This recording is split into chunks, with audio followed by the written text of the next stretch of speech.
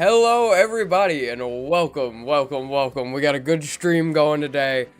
Well, I gotta come out and say it right out the gate. Thank you so much for 500 everybody.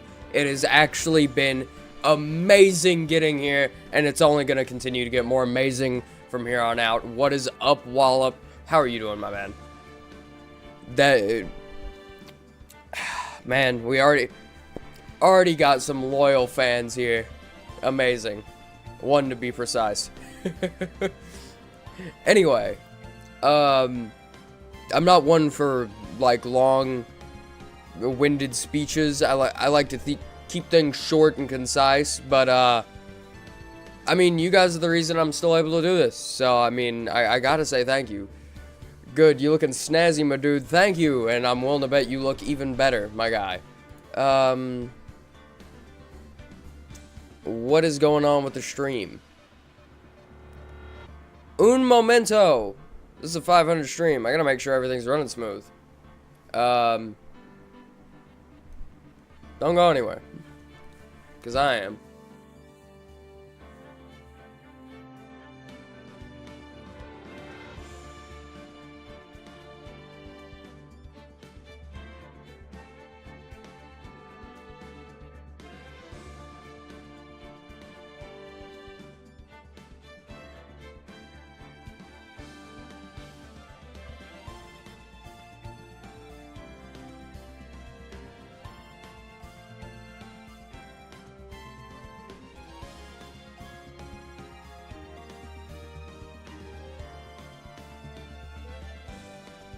I thought you said you knew Spanish.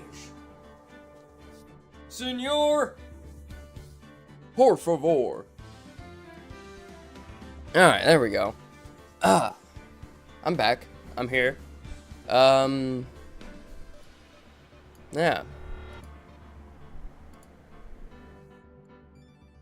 Okay. Let's get that pulled up, and let's begin this game. New game. I'm assuming that's the second one. We're gonna play the first one. The first turnabout. I like this guy's facial hair. Damn, that's good. Gasp, gasp. A bloody statue. And a dead woman already. Ah, great. Damn it, why me? I can't get caught. Not like this. Oh, hold on. He needs a different voice. Someone like him. I'll make it look like he did it. I like that one. That's a better voice. August 3rd, 9:47 a.m. District Court Defendant Lobby number 2. Defendant Lobby number 2. Boy, am I nervous. Right. Bahunga Hunga. Oh, hiya, Chief. That's what I'm saying. Whew, I'm glad I made it on time. Well, I have to say, Phoenix, I'm impressed. Not everyone takes on a murder trial right off the bat like this. A murder trial? This is my first case, lady. It says a lot about you, and your client as well. Thanks. Actually, it's because I owe him a... Oh, that's me now. Actually, it's because I owe him a favor. A favor? You mean you knew the defendant before this case? Isn't that a conflict of interest? Yes. Actually, I kinda owe my current job to him. He's one of the reasons I became an attorney. Huh. Well, that's news to me. I want to help him out any way I can. It's also news to me.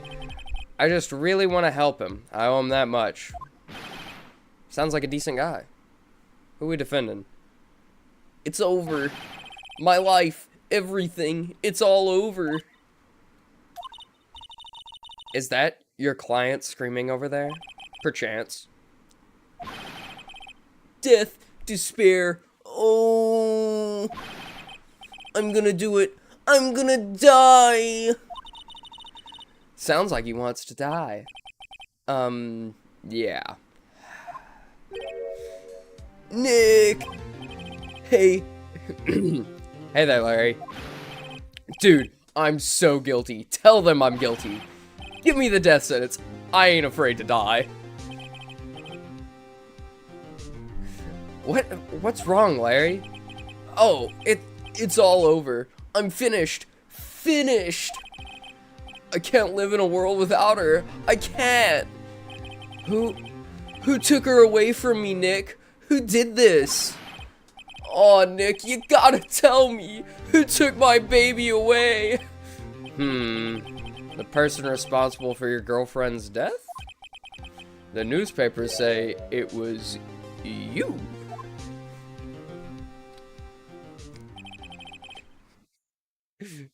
You made it sound like he was gonna nut, lol. That was the point. Here's the story. My first case is a fairly simple one. A young woman was killed in her apartment. The guy they arrested was the unlucky sap dating her. Larry Butts. My best friend since grade school. That is definitely a conflict of interest. That is definitely a conflict of interest. Our school had a saying, when something smells, it's usually the butts. In the 23 years I've known him, it's usually been true. He has a knack for getting himself in trouble. One thing I can say, though, it's usually not his fault. He just has terrible luck. But I know better than anyone that he's a good guy at heart. That and I owe him one, which is why I took the case. To clear his name. And that's just what I'm going to do. So you're gonna... Your Honor, my client would like to plead bad luck. Like to plead an oopsie daisies on this one. Is that possible?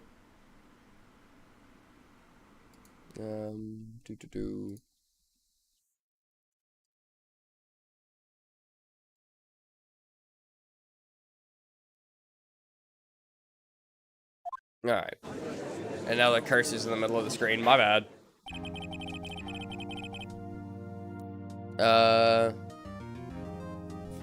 Butts needs some luck from my name. True. Court is now in session for the trial of Mr. Larry Butts. This guy is... He deserves... Hold on.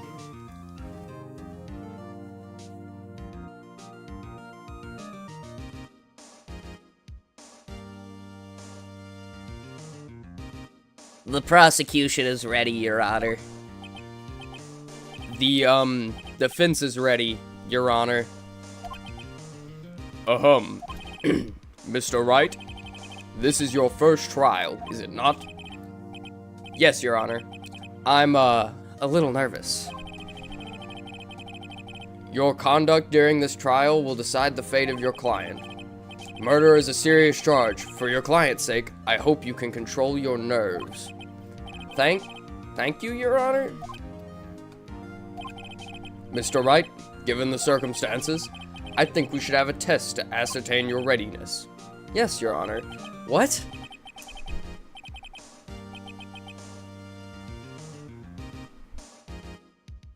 Make pain sound like Herbert the... eyesight and fading. This test will consist of a few simple questions. Answer them clearly and concisely. Please state the name of the defendant in this case. That would be Butts, sir. The defendant? Well, that's Larry Butts, Your Honor. Yes, it is.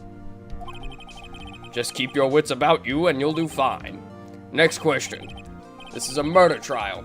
Tell me, what's the victim's name? Whew, I know this one. Glad I read the case report cover to cover so many times. It's... Wait,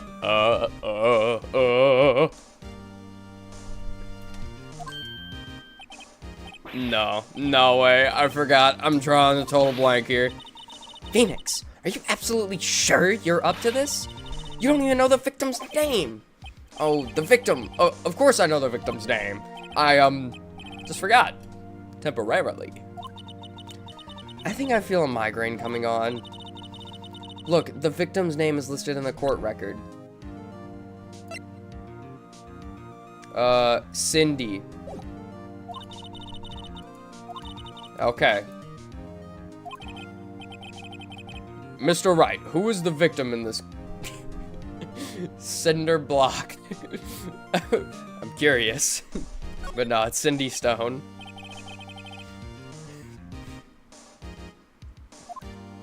I feel like you could have guessed that one without really looking at the court record. Mia's that girl right there, I'm assuming. Like, her last name is Faye. And it's definitely not cinder block. Now tell me, what was the cause of death? She died because she was... Well, based on the bloody statue I saw in my premonition, I'm gonna say hit with a blunt object. She was struck once by a blunt object. Precisely. You've answered all my questions. I see no reason why we shouldn't proceed. You seem much more relaxed, Mr. Wright. Good for you. Thank you, Your Honor. Because I don't feel relaxed, that's for sure. Well then. First, a question for the prosecution. Mr. Payne? Yes, Your Honor. Yes, Your Honor. I don't know if I can do a good Herbert. Yes. Yeah, sure. Yeah, I don't think I can do a good Herbert. I'm not gonna lie.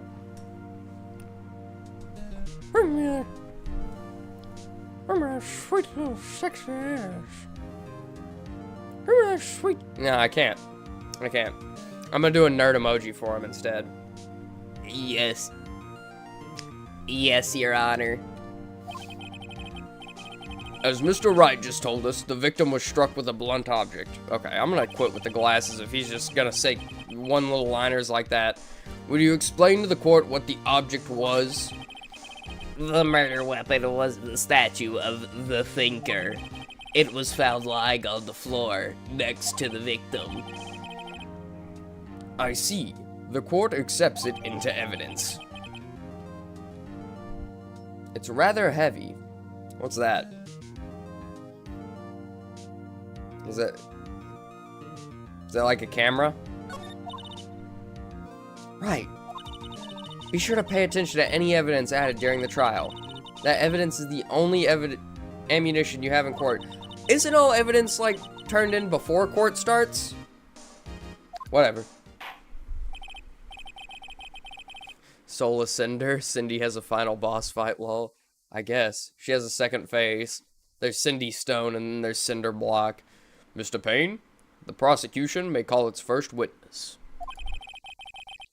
The prosecution calls the defendant, Mr. Butts, to the stand. Chief, what do I do now?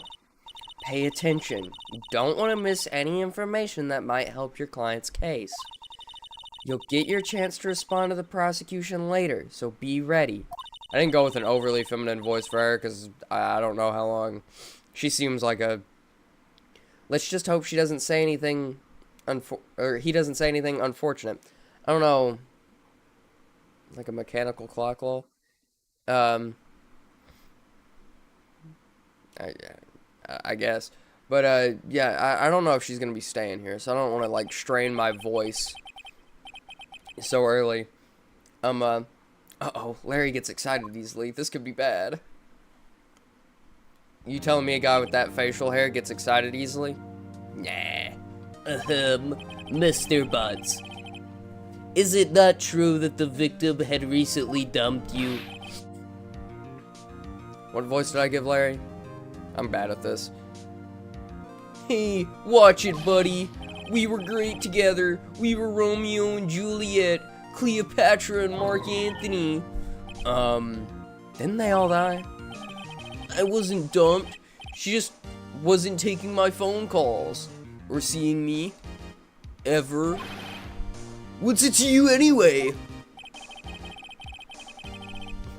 Mr. Butts, would you describe as What you describe is generally what we mean by dumped. Yeah, you would know, wouldn't you? In fact, she had completely abandoned you.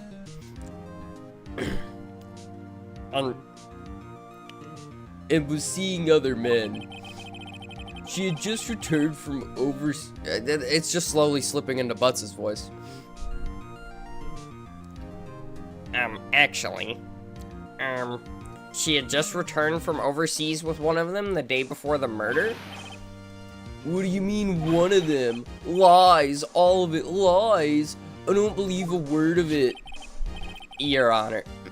Your Honor, the victim's passport. According to this, she was in Paris until the day before she died. I'm just gonna do a nasally voice, I guess. I don't fucking know. Indeed. She appears to have returned the day before the murder. Dude, no way. The victim was a model, but did not have a large income.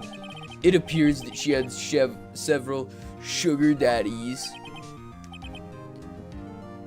Daddies? Sugar? Yes, older men who would give her money in gifts. She took their money and used it to support her lifestyle. It's just slipping into Butts. Dude. That sounds bad out of context. It's just slipping in the Butts.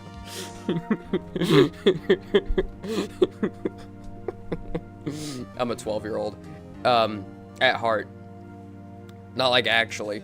Well, I guess I should say in a sense of comedy. We could clearly see what kind of woman this Mrs. Stone was. Tell me, Mr. Butts, what do you think of her now? Right? I don't think you want him to answer that question. Yeah, Larry has a way of running his mouth in all the wrong directions. Wow, Butts is really committed and also completely delusional. Just like me in all my relationships.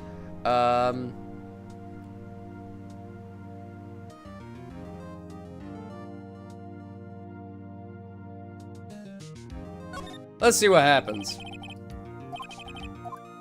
Well, Mr. Butts. Dude, no way. That cheating she-dog. I'm gonna die. I'm gonna just drop dead. Yeah, and when I meet her in the afterlife, I'm going to get to the bottom of this. Let's continue with the trial, shall we? Good idea, Judge. Good idea. I believe the accused motive is clear to everyone. Yes, quite. Oh boy. This is so not looking good. Next question. You went to the victim's apartment on the day of the murder, did you not? It's slipping into Butts. Here, I know how to fix that. Never mind. Well, did you or did you not? That's how we'll do it. Yeah, well, maybe I did and maybe I didn't. Uh-oh, he went. What do I do? Have him answer honestly.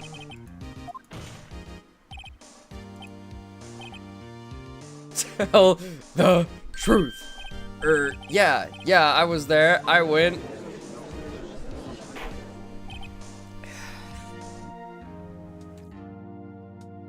I'm gonna get my friend I'm gonna get him the electric chair. My first trial in court.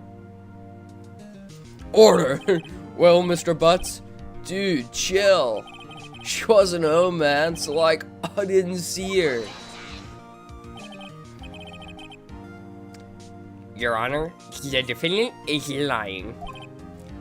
Lying? The prosecution would like to call a witness who can prove Mr. Butts is lying. Well, that simplifies the matter. Who is your witness? The man who found the victim's body. Just before making the gruesome discovery, he saw the defendant fleeing the scene of the crime. Order! Order in the court! Mr. Payne, the prosecution may call its witness. Yes, Your Honor. This is bad. On the day of the murder, my witness was selling newspapers at the victim's building. Please bring Mr. Frank Saw It to the stand. Mr. Frank Saw It. This bastard. Mr. Saw It, you sell newspaper subscriptions, is this correct? Oh yes. Newspapers, yes. Mr. Saw It, you may proceed with your testimony. Please tell the court what you saw on the day of the murder.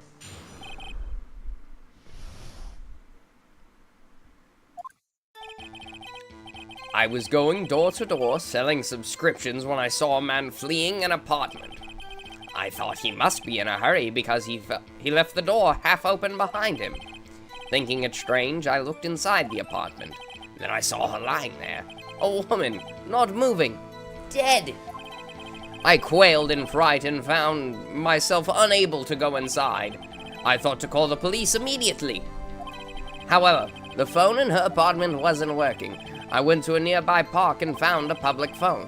I remember the time exactly. It was 1 p.m. The man who ran was without a doubt the defendant sitting right over there. Dude, I could never be a lawyer in my working and long-term memory is shit. I just have a good picture memory and good short-term memory. I couldn't because I crumple in actual arguments, bro. If I'm being honest, I get so frustrated whenever someone doesn't understand the point I'm trying to make, and then I get mad. And then all sense of like a logic just leaves my brain. Larry, why didn't you tell the truth? I can't defend you against a testimony like that. Incidentally, why wasn't the phone in the victim's apartment working? Your Honor, at the time of the murder, there was a blackout in the building. Aren't phones supposed to work during a blackout? Yes, Your Honor. However, some cordless phones do not function normally. The phone that Mr. Saw It used was one of those. Your Honor, I have a record of the blackout for your perusal. From noon to 6 p.m. on the day of the crime. That sounds important. Now, Mr. Wright. Yes, Your Honor? You may begin your cross-examination. Cross-examination, Your Honor? Alright, right. This is it. The real deal. What exactly am I supposed to do? Why, you exposed the lies in the testimony the witness just gave. Lies? What? He was lying? Your client is innocent, right? Then what witness must have lied in his testimony? Or is your client really guilty? How do I prove he's not? You hold the key. It's in the evidence. Compare the witness's testimony to the evidence at hand. There's bound to be a contradiction in there. First, find contradictions between the court record and the witness's testimony. Then, once you found the contradicting evidence, present it and rub it in the witness's face. Okay. Open the court record with tab, then point out the contradictions in the testimony. I like to think she's actually saying tab out loud.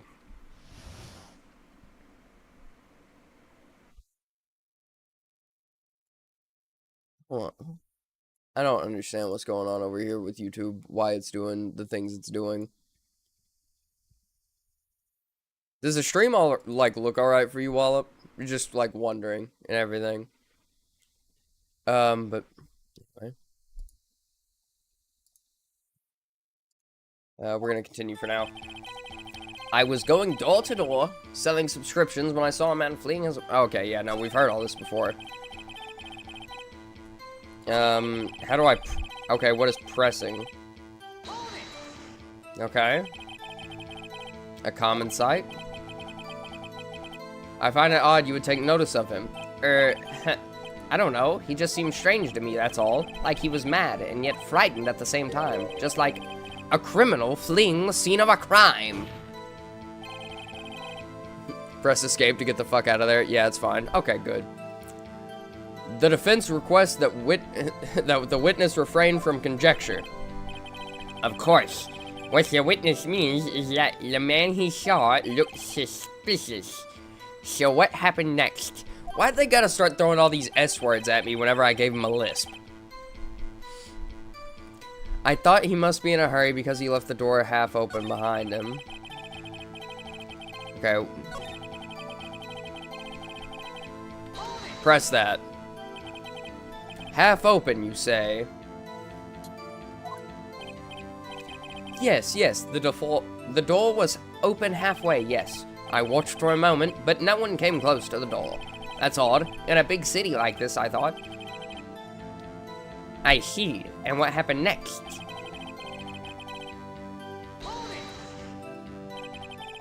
I'm just gonna press everything this man says.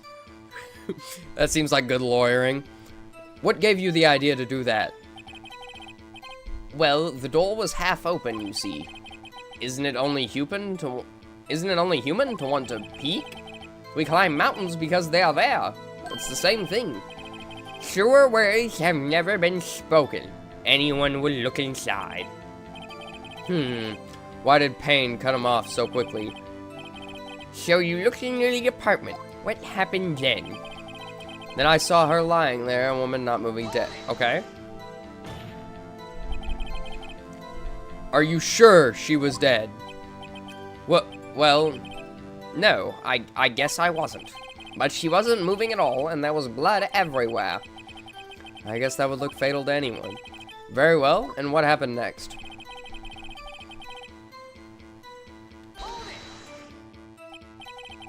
So, you didn't touch anything in the apartment? Yes, I mean, no, nothing. Okay, what happened next? There's a lie there.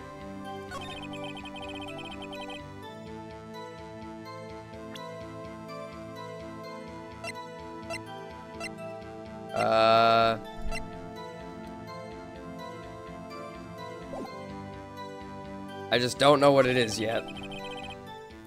I thought to call the police immediately. Good luring, what? Saying hold the fuck up against all the testimonies? Lol. Yes, exactly. I gotta make sure they're not lying. I gotta press every single damn thing they say. You thought to call the police? Does that mean you didn't actually call them? Got his ass. Please, listen to the rest of the testimony. You thought to call the police. What happened next? See, they're calling me out for pressing everything. However, the phone in her apartment wasn't working. The phone in her apartment wasn't working, but you said you didn't go inside. Yes, I mean, no. No, it wasn't, right. But you said you didn't go into her apartment, or did you? Oh, that? I can explain that. There was a cordless phone on a shelf in the entranceway. I reached inside and tried using that to call. And that phone wasn't working, correct? What happened next? Nearby park, found a public phone, okay? Why use a public phone? Well, you see, I don't have a cell phone, and being in the middle of the afternoon, there was no answer at the nearby apartments. Ah, right. What time did you call again? It was 1 p.m. How do you know the time? 1 p.m., are you certain? Yes, absolutely. He seems really confident. 1 p.m., right. Doesn't that seem strange to you? It does.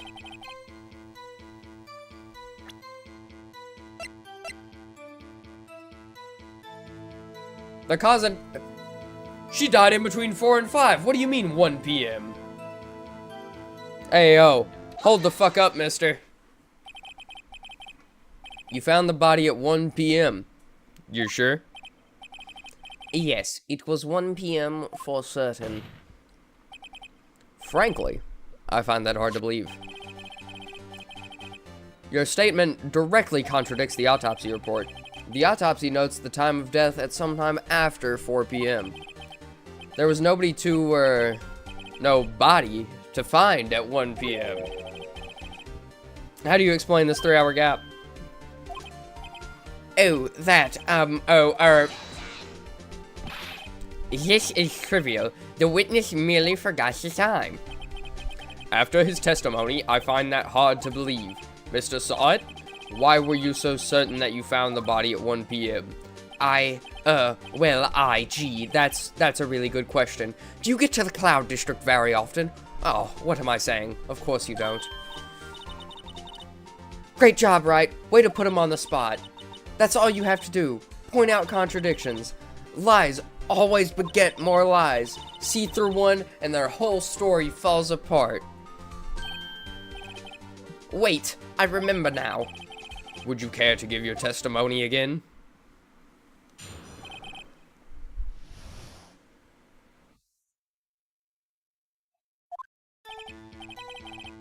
You see, when I found the body, I heard the time. There was a voice saying the time. It was probably coming from the television. Oh, but it was 3 hours off, wasn't it? I guess the victim must have been watching a video of a taped program. That's why I thought it was 1 p.m. Terribly sorry about the misunderstanding. There was a blackout. Fucking liar.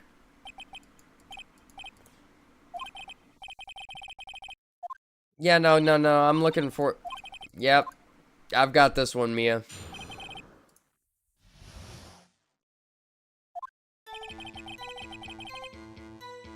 I heard the time.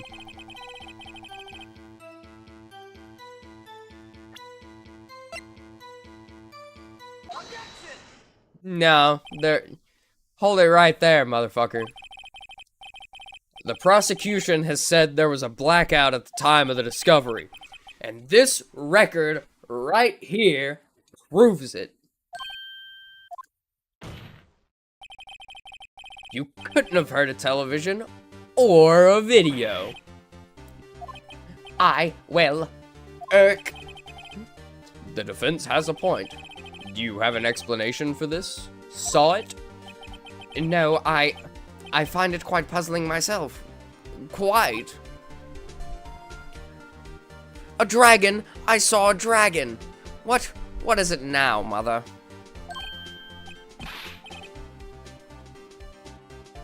Wait, I remember now. Mr. Sahit, the court would prefer to hear an accurate testimony from the very beginning. These constant corrections are harming your credibility. That you seem rather distraught. My apologies, Your Honor. It must have been the shock of finding the body. Very well, Mr. Sahit. Let's hear your testimony once more, please.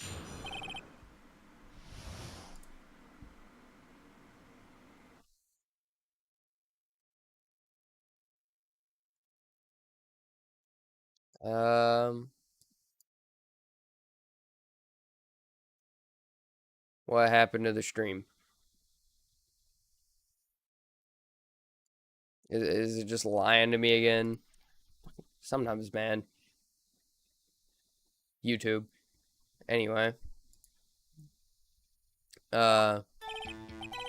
Actually, I didn't hear the time. I saw it. There was a table clock in the apartment, wasn't there? Yeah, the murder weapon. The killer used it to hit the victim. That must have been what I saw. So that's what that little screen is. It's a clock. You saw a clock. I guess that would explain it. The defense may cross-examine the witness. Gladly.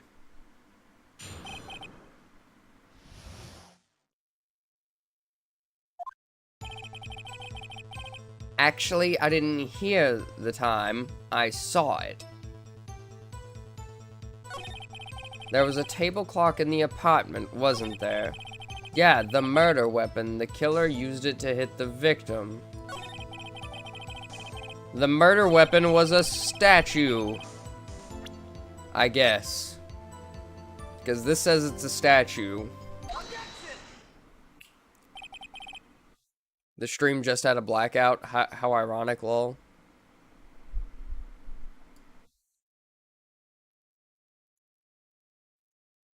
What?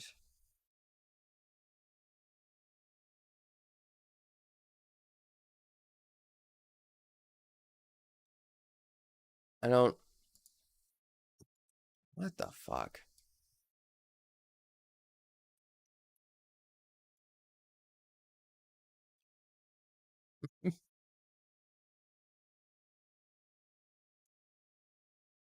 Weird. Yeah, again, usually they look fine in the VOD, and that's where most people watch these things. Wait just a moment. The murder weapon wasn't a clock. It was this statue. Now, how is this supposed to be a clock? Oh, the music's picking up. You with your objections and your evidence, just who do you think you are? Just answer the question, Mr. Saw It. Hey, I saw it there, okay? That's a clock. Your Honor, if I may. Yes, Mr. Payne. As the witness stated, this statue is indeed a clock. The neck is a switch. You just tilt it and it says the time out loud. It doesn't look like a clock. I submitted it as a statue. My apologies. I see. So the murder weapon was a table clock after all. Well, Mr. Wright, this is a clock. Do you have any problems with this testimony now? Yeah, you have to tilt it. He said he didn't touch anything.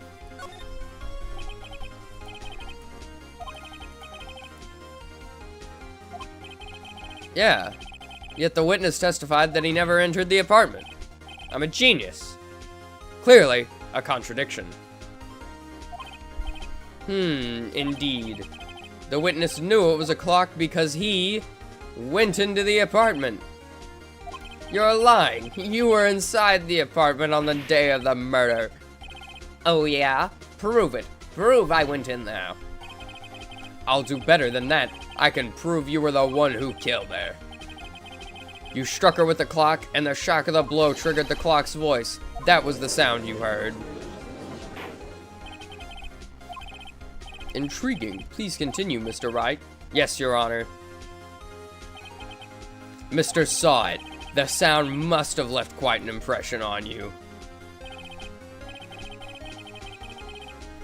Understandable, since the murder weapon spoke just as you hit the victim. That voice was burned into your mind. That's why you were so certain about the time. What's the meaning of this? What's the meaning of this? This is all baseless conjecture. Baseless? Just look at the witness's face. Grah! Would the witness care to elaborate? Did you strike the victim with the clock? That day, I never. Look, the clock, I heard no. I mean, I saw. To have a toupee. Shut up. I hate you. It was him. I tell you, I saw him. He killed her, and he should burn. Burn! Give him death. Order in the court, I say. Your Honor, a moment, please. There isn't a shred of evidence supporting the defense's claims. Mr. Wright, Your Honor, you claim the sound the witness heard came from the clock. Do you have any evidence? It was definitely the clock.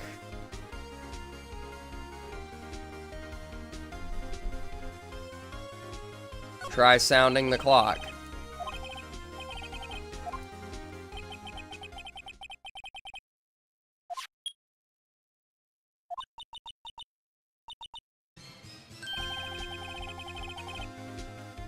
Huh.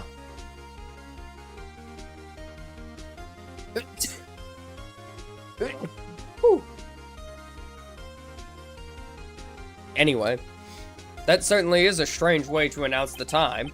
Well, he is the thinker, after all. So we've heard the clock. What are your conclusions, Mr. Wright? Mr. Payne, can you tell me what time it is now? It's 11:25. Ash! As you can see, this clock is exactly 3 hours slow. Precisely the discrepancy between Mr. Saw It heard and the actual time of death. So, Mr. Saw It, try to talk your way out of this one. Ha! Ha! Ha! You forgot one thing. Uh-oh, what's he on about now? While it may seem like that clock is running 3 hours slow, it proves nothing. How do you know it was running 3 hours slow on the day of the murder? If you can't prove that, you don't have a case. He's right. How am I gonna prove that? Damn, I was so close. Mr. Wright, it seems you lack the critical evidence to support your claim. I probably do have the evidence. This means I cannot let you indict the witness. Unfortunately, this ends the cross-examination of Mr. Frank Sod. I come all the way down here to testify, and look what happens. You treat me like a criminal. A criminal! Your lawyers are all slime. I almost had him. Sorry, Larry. I failed you. There's nothing I can do about it now. Not so fast, Mr. Saw-It. Mia! I mean, Chief! Listen up, Wright. Don't throw this one away. Not like this. Think. But Chief, it's over. I can't prove the clock was slow the day of the murder. Nobody can prove that. Well, yes. But that doesn't mean you can't still win. Try thinking out of the box. Don't waste time doubting the facts. Assume the clock was 3 hours slow and think through it. Ask yourself, why was the clock 3 hours slow? Figure out the reason, and you'll have your proof.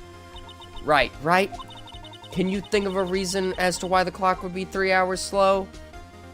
I'm gonna say yes, because there probably is a reason. Wait! Maybe I can prove it! You must have evidence somewhere that can prove it, right? Find it, and let him have it. Well, Mr. Wright, you say the clock was already running slow on the day of the murder. Have you found evidence to support this claim? Of course. There is a piece of evidence in the court record that can prove my claim beyond a doubt. Ha! Tough words. Let's see you pull this one off. Let's see this evidence that proves why the clock was running slow. It's not going to be the attorney's badge. It's not that.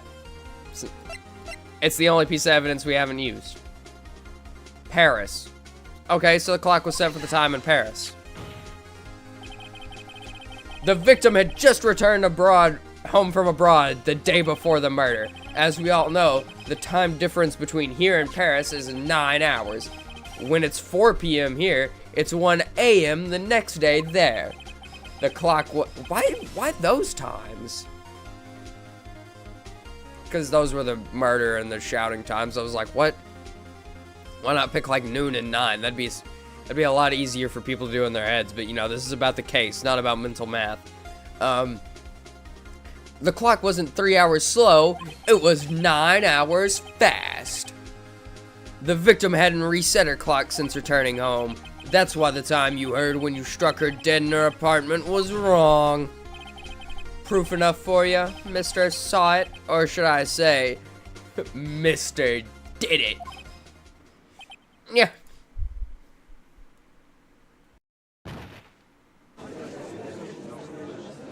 What happened to him? It died. Order! Order, I say!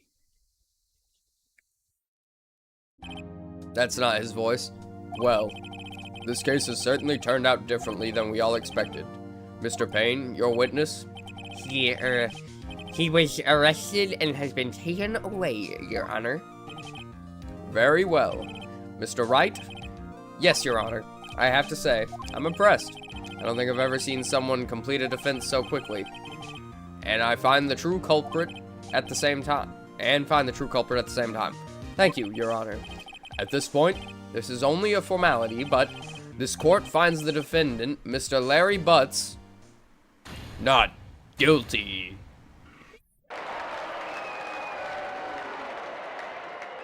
Wow, someone actually knows the time zones in Europe for the first time in forever, lol. Well, I mean, I didn't know Phoenix did. It was just the only piece of evidence that hadn't been used yet in video game logic, am I right? Haha, all in a day's work. Turns out that Frank Saw-It was a common burglar. He posed as a newspaper salesman to check and see when people were out of the house. That day, when Larry went to her apartment, the victim wasn't home. After he left, Mr. Saw-It let himself in to do his dirty work. While he was searching her place, the victim returned. Flustered, Mr. Sock grabbed the nearest blunt object he could find. That, okay. Makes sense why he wasn't a cold-hearted criminal then. He was a burglar. Most burglars don't actually plan on killing anybody. If they do bring a gun, it's to keep hostage and, you know, like, to threaten people away from their belongings. Not really. Because, I mean, burglary is a lot easier to get away with than murder. Am I right? Am I right? Whew. Still can't believe we won. Right. Good job in there. Congratulations. Thanks, Chief. I owe it all to you. Not at all, not at all. You fought your own battles in there. Thank you. It's been a while since I've seen a trial end on such a satisfying note. I've never seen the Chief look this happy. If she's this glad, imagine how Larry must feel. My life is over. Larry, you're supposed to be happy. What's wrong now? Oh, Nick. Don't worry about me. I'll be dead and gone soon. Good. Wait, no, I mean, bad. Bad. Larry, you're innocent. The case is closed. But my Cindy Windy's gone, man. Gone forever. Larry, she was a... Never mind. Congratulations, Harry. Harry? Yes, you. I can practically see the headlines now. Harry Butts. And his name is not Harry.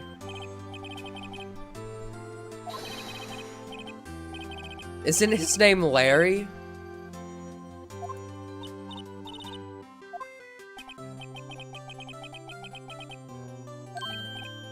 Oh, hey. Here, take this. It's a present. A present? For me? Wait, wasn't this the evidence that... Actually, I made this clock for her. I made one for her and one for me. Really? You made this? Maybe he's not a complete idiot. Well, thank you. I'll keep it as a memento. Yo, Nick. Can you believe it? I was so into that chick, and she was just playing me for a fool. Doesn't that make you just want to cry? Larry. Are you so sure? Excuse me?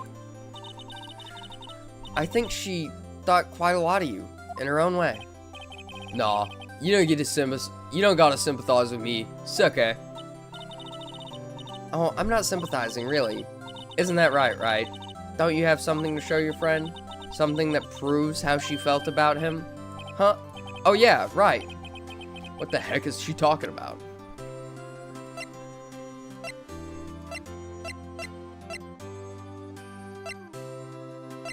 It's the only real piece of evidence. No, it's the statue.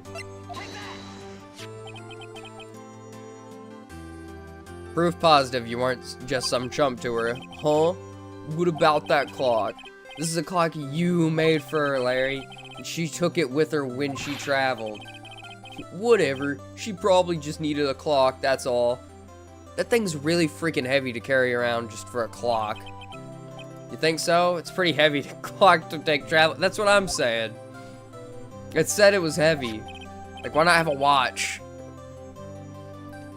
Well, make of it what you will. Hey, Nick. I'm glad I asked you to be my lawyer. Really, I am. Thanks. Hope that made him feel a little bit better. Right? I hope you see the importance of evidence now. Also, hopefully you realize things change depending on how you look at them. People too. We never really know if our clients are guilty or innocent. All we can do is believe in them. And in order to believe in them, you have to believe in yourself. Right? Listen, learn, grow strong. Never let go of what you believe in. Never. I believe in big-titty goth women. I'll never let go of them. Well, I don't think our work here is done. Shall we be off? What kind of necklace is that, by the way? That has got to be... Is that like a bubbled 9? Is that what that is? Weird. Yeah, I guess so. Say, how about dinner? On me. We'll drink a toast to innocent butts. Yeah. Oh, speaking of Harry. His name's Larry, isn't it? I could have swore it was Larry earlier. It asked me the defendant's name, but it was Larry Butts, right? You were saying part of why you became a lawyer was because of him. Yeah, part at least. You'll have to tell me more about it sometime. Maybe over drinks? Ooh, Nick getting it. Let's go, Nick. That's my boy. Ah, my first trial came to a close. Larry slapped me on the back and said, "Gee, Nick, it's good to have friends." But I'm pretty sure he's going to pay us. Unless you count the clock he gave me.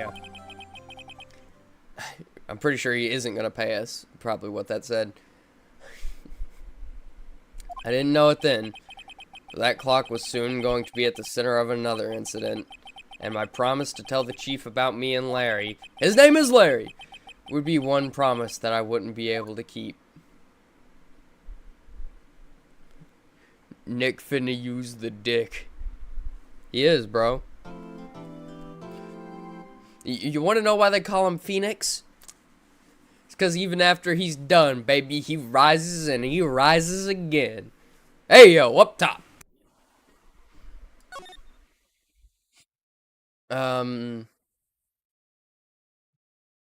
We'll just save in this one,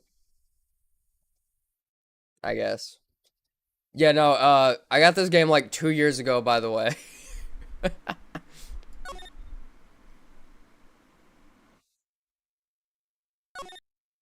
Okay, I thought I'd... Whatever. That's loud. Bring, yeah. Hello? This is Maya. Hey, Maya, it's me.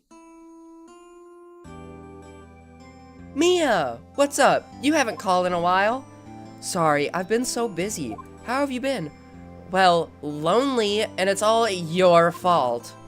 Nah, I'm just teasing. I've been great. I'm finally getting used to having my own place. That's good to hear. Actually, I'm calling because I have a favor to ask. I know.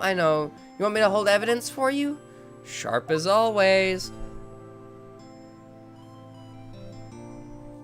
This seems a little suspicious. There's a lot of buzz about the upcoming trial. I just don't feel safe keeping the evidence here. I gotcha. So what is it this time? It's a clock. A clock? Yeah, it's made to look like a statue of the thinker, and it tells you the time. I thought you might like it. You always like toys. Hey, I'm not a little girl anymore, sis. Sis? Hey now, you know I'm only teasing. Ah, I should probably tell you, the clock isn't talking right now. Huh? It's not working? That's lame. I had to take the clockwork out, sorry. I put some papers inside it instead. That seems even more suspicious. Papers? Is that the evidence then? Well, there's a possibility that it might turn out that way, yes. Can you come by the office, say 9 o'clock to pick it up? I'll be in a pretrial yeah. Okay, sis, but I expect dinner. Something good. Like burgers. I could really go for a good I could go for a burger right now, too. I know it's like 9:30 in the morning, but a burger sounds nice. Okay, we'll hit the usual joint. Alright, it's a deal.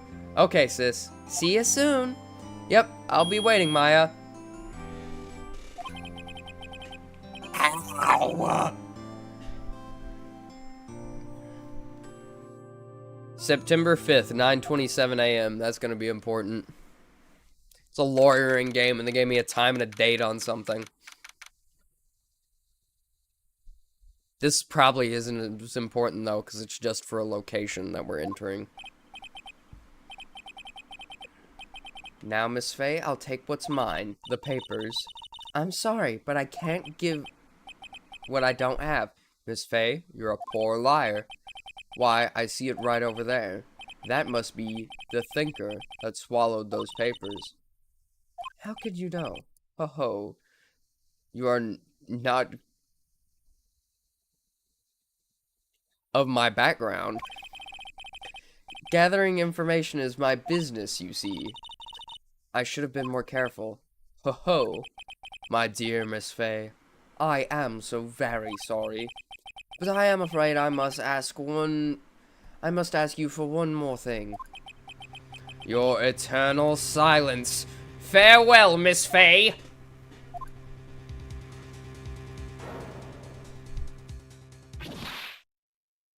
Average white girl convos low.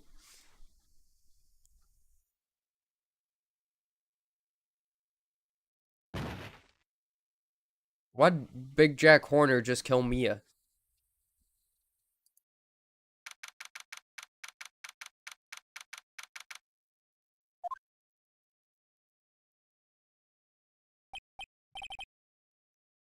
Uh-oh, I'm late. Huh, that's strange. Guess the chief left without me. She said her sister was coming over, so we should all go out for dinner. What's that smell? Guys? I think I just found a dead body. Blood? Mia! Maybe she's in her office.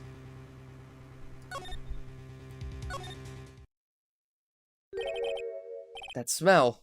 Blood. Sob. This. Uh-oh. Someone's there. Oh, she has the same dumbass necklace. This one has pearls on it, though. Does hers have pearls on it? I can't really tell from here. Chief? Chief? Chief!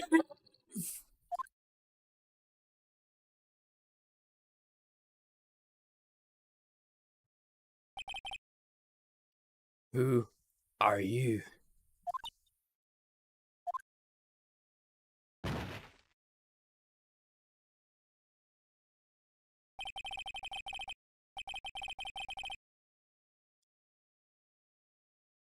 Okay, I didn't do that. She did that on her own. I'm gonna use the Cosby defense. I went back to the chief where she lay under the window.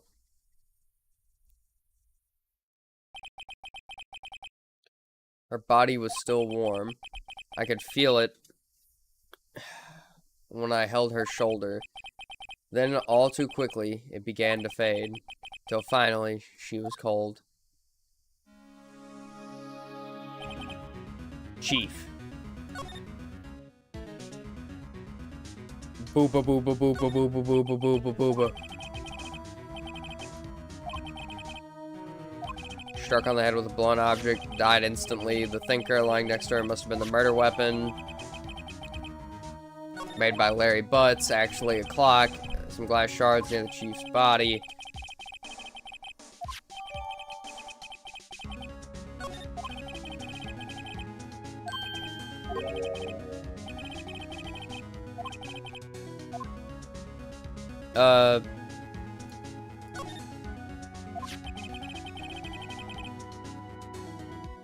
Maya? Her sister. The girl that's passed out cold.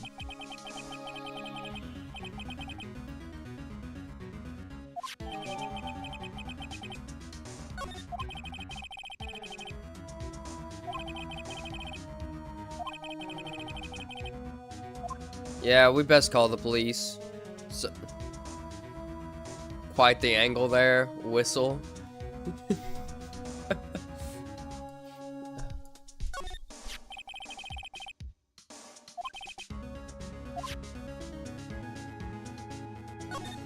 What's here? Uh-huh. Okay. Yep. So we saw what was there. The light. Okay. Anything else? The window. The gate. The Gatewater Hotel, huh? The Gatewater Hotel. Okay.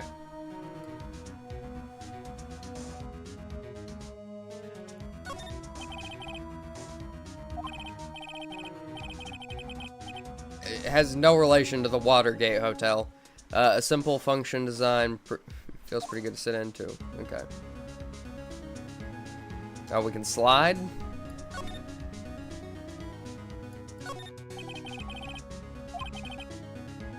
Uh-huh.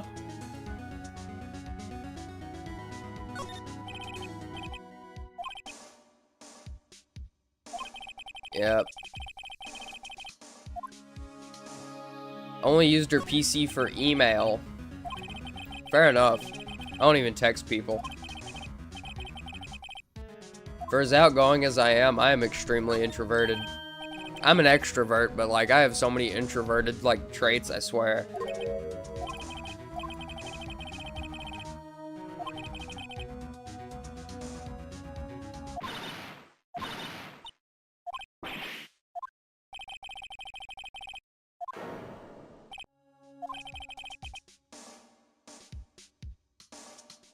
I probably should have phoned the police sooner.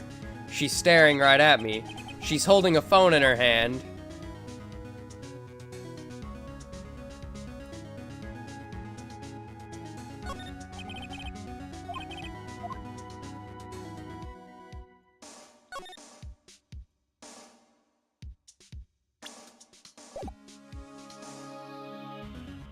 Am I missing something?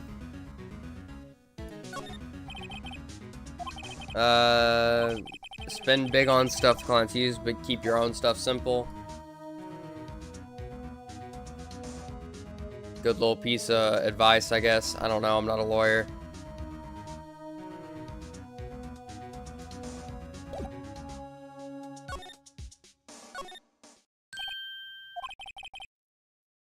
Where'd she go? Put her right there on the sofa. Hope she didn't run on me. Oh, there she is. Yeah! Don't scare me like that. Excuse me, but who are you?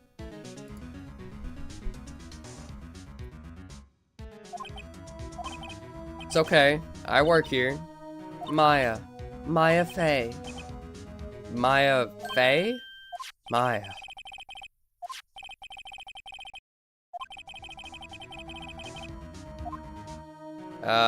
Let's talk to her a bit first. Just because she's her sister doesn't mean I trust her. But I have to, excuse me. Can you tell me what happened? I came in, the room was dark, and sis, she was already dead. So you're the chief's sister. I'm her younger sister. And you were here visiting this late at night? Yes, she said she wanted me to keep some evidence for her. Evidence? Yes, it was that clock. It was the thinker.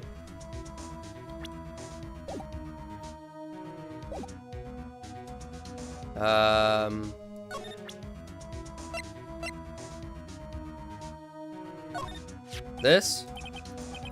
About the thinker.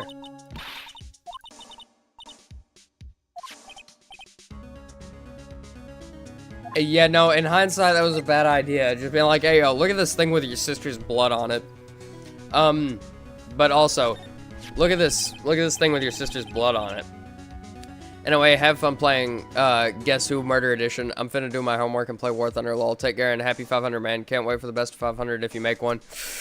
Good question, man, because I've been working on it, and I'm gonna be honest with you, doing a project like that by myself, I'm not sure I can handle it. I'm just not sure I can. Like, I like to give you guys good content whenever it is edited and stuff, and I don't feel like I have that skill set yet.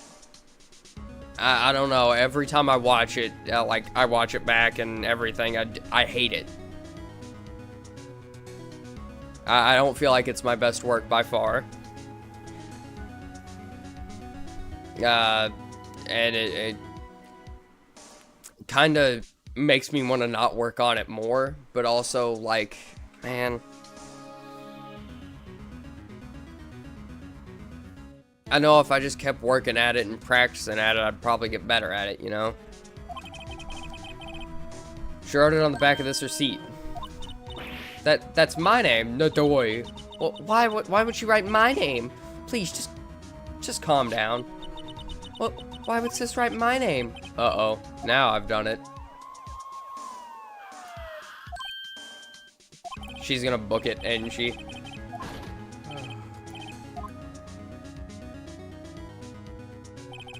Out of breath, big guy. Alright, I'm Detective Dick Gumshoe, see? Gumshoe? What an odd name. We received a report from the building across the way, see?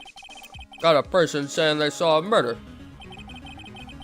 Must have been that woman I saw. Anyway, I don't want either of you moving 1 inch, okay? Great. Just great. Maya, wait. She wouldn't have... Nah. Whoa. Excuse me. Where'd Maya here? Mean anything to you? That's my name. What? The victim drew this here in a note in her own blood, see? Their dying breath, she wrote down the killer's name. Killer? I'm not... Case closed. You're coming down to the precinct, ma'am. What?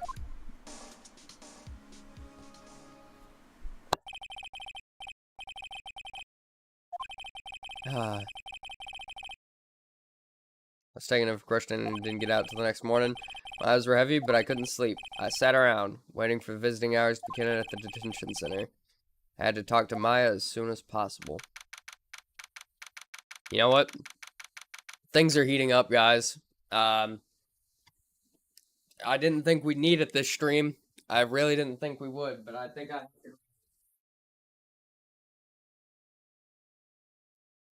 there's something the stream just cannot go without. Me having a drink, because my voice is starting to get dry. And also, ladies and gentlemen, boys and girls, you know things are getting serious in the lawyer game when we bring out the second tie.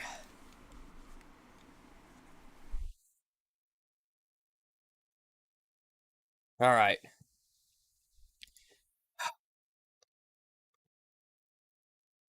Let's solve a case.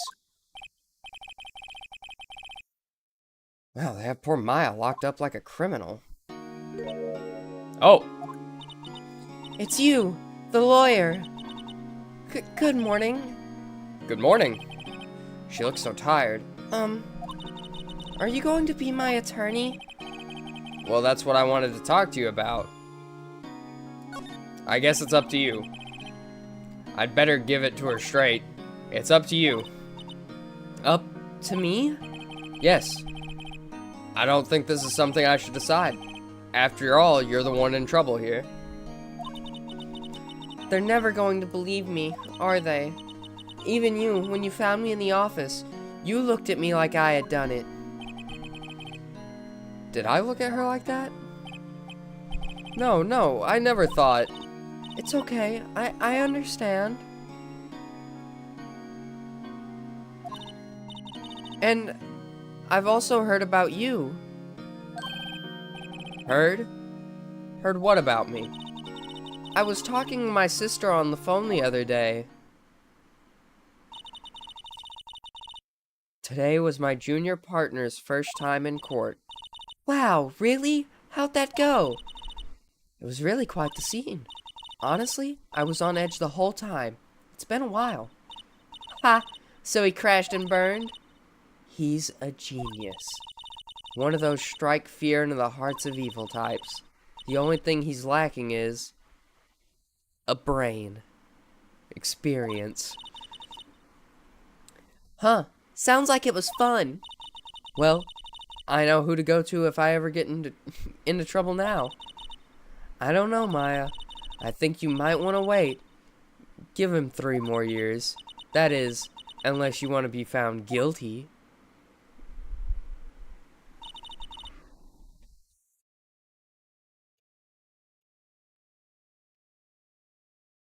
I solved it. I got butts off the case.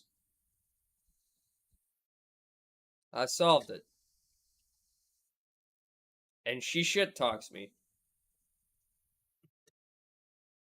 Bitch deserved to go. That's what she said. I'm sorry. I didn't mean to insult you. No, it's okay. It's true, I fucking guess. But at the same time, I can't just sit by and watch. When I think of the person who did this to Mia, I know. Okay, so we should probably talk to you while we're here. There's something I've been wanting to ask you. Yes? What's with that outfit? I've had this question too. Oh, this? This is what all acolytes wear.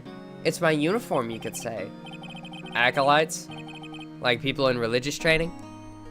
What is it you do? Oh, it's nothing strange, really. I'm a spirit medium in training. A spirit medium? I'm pretty sure that qualifies as strange. Hold on. I have a better place to wear this tie. We're gonna Amish beard this thing. And then we heighten her back up a little bit. There we go.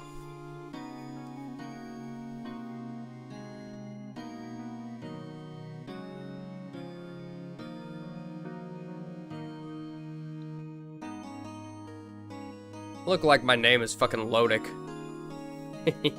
Amish beard.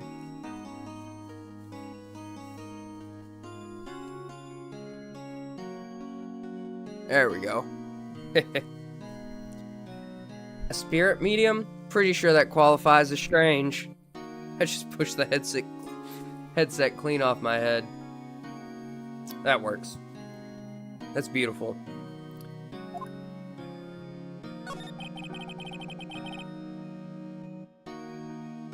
Could you tell me more about the day of the murder? Yes. Let's see. That morning, I got a call from my sister. She wanted me to hold on to a piece of evidence for an upcoming trial. Evidence? Yes, the clock shaped like the thinker. The one Larry made. How could that have been an evidence case? Right. She said something about that. I remember. Do you want to hear it in her own voice? Her own voice? Yes. I'm pretty sure our conversation is on my cell phone. You recorded it? Yeah, I forgot how to delete those things. 1 second. Spirit mediums thing. You're an acolyte. Medium in training. That's right. The Fae family, especially the women, have always been very sensitive to the spirit world. Wait a second. You said the Fae family? So Mia was into this stuff too? Of course. She left the mountain to follow her career, she said. Her powers were first class too. Alright. Probably what made her such a damn good lawyer then if she was a chief. A chief of defense, I guess? I don't know how lawyers work. If you can't tell, the man wearing 2 ties right now, with one of them strapped around his head like an Amish beard. Wait, what? So you're a real honest-to-goodness spirit medium, with ESP and all that? Yes, in training. That sounds like such a asterisk. Can't you contact Mia's spirit then? We can just ask her who killed her? I'm sorry. I'm still in training. I couldn't do something on that level. I thought that would be too easy. You say you have a conversation with your sister on your cell phone. Let's hear it. Right. Oh, I just remembered. That detective took my cell phone. Sorry. Oh, right. Of course. Next time I see Detective Gumshoe, I'll have to ask him for it. I'll write you a note so you don't forget, okay? Sure, thanks.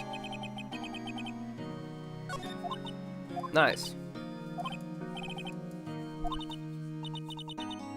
I was wondering if I could ask you a favor? Yeah? This is the address of a famous lawyer. My sister gave me this a long time ago. She said if I was ever in trouble, I should call him. And well, I'm in trouble. You think you could go ask him to represent me? I guess. Sure, why not? I'll go ask. Thank you so much. I have no one else to turn to. Say, what about your parents? I see. Don't worry, leave it to me. Thank you. The trial's tomorrow at 10. What? Tomorrow? Tomorrow? What if this guy refuses? They told me that if I don't find one, the state will pick an attorney to defend me. When will that happen? They're giving me until 4 this afternoon. And visiting hours are almost up. I'd better hurry. Right, I'll be right back. Tell me more about the day of the murder. Sorry, I know it must be hard, and I know I'm in a hurry. No, it's okay. Alright.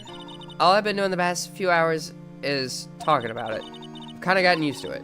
Let's see. That morning, I got a call from my sister. She wanted me to hold on to a piece of evidence for an upcoming trial. That's the thinker clock that Larry made. It practically qualifies as a serial murderer by now. Only 2/3 of the way there. So then, when did you arrive at the office? It was right around 9. The lights were off and I could smell blood. Then I found her, my sister. Thanks, Maya. That's all I need to hear for now.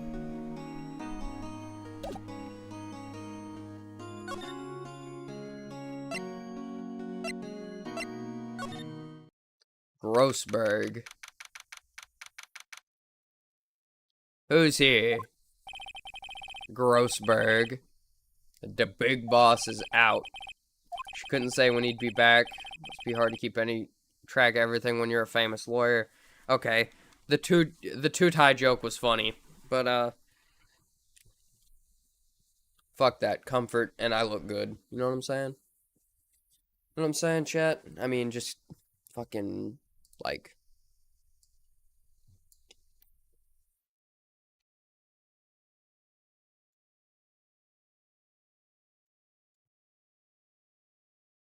anyway. Not to mention run an office like this. Guess I'll just have to come back later.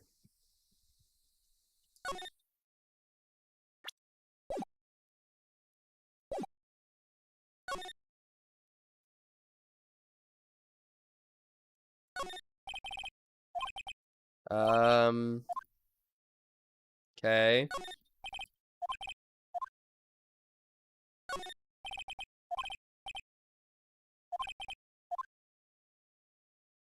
If I just look at everything here, will someone show up?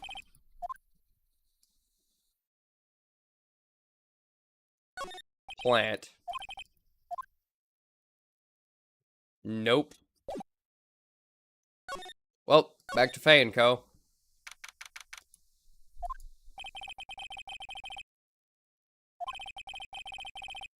Ah, police officers are here. Is Gumshoe here? Hey, you there. I figured that was Gumshoe. There's a crime scene, pal. No trespassing. I'm sorry. Don't I know you from somewhere? Wait, you're that Butts guy, aren't you? No, Phoenix Wright. Could anyone mistake me for Larry? Huh, guess I got the wrong name, Mr. Wright. Sorry about that. The Butts guy, he was a killer, and you're no killer, right? He was proven innocent. Right, and you were... Gumshoe, wasn't it? Dick Gumshoe? Right, at your service. Hang on, that's Detective Gumshoe to you, pal. Anyway, get the name right. And don't go calling me Dick. Hey, Dick, get over here. Yes, sir. Be right there. You're her lawyer, right, pal? You got business here? You better do it quick. Whew, he thinks I'm Maya's lawyer. Okay,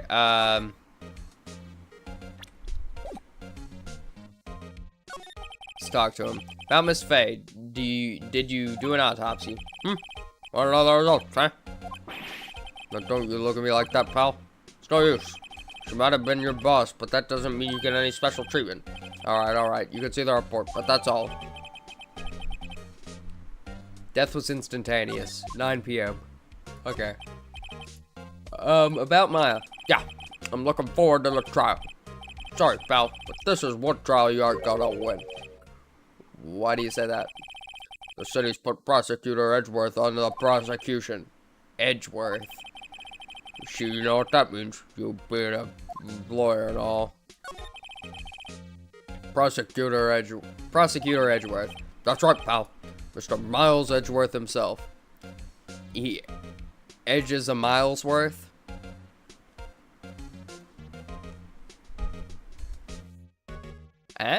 Funny guy? No? Wait, do you know? Of course I do. Sure. He's a feared prosecutor. He doesn't feel pain, he doesn't feel remorse. Good thing he's saying that, because I didn't know that. He won't stop until he gets his guilty verdict. Ah, don't talk about it that way. You make him barely sound human. I just spit everywhere. Still, I'm afraid this pretty much decides this case. So Edgeworth is on this one. He hasn't lost a case since he became a prosecutor at the incredibly young age of 20. Of course, there are rumors of back alley deals and forged evidence. All I know for sure is that Edgeworth hates crime with an almost abnormal passion. I've never imagined I'd be facing him so soon.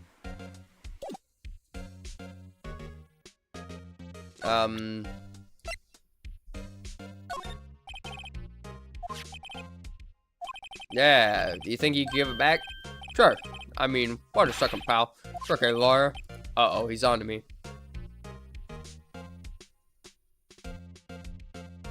Tell him not so straight. What should I tell him? Something the matter? Oh, no,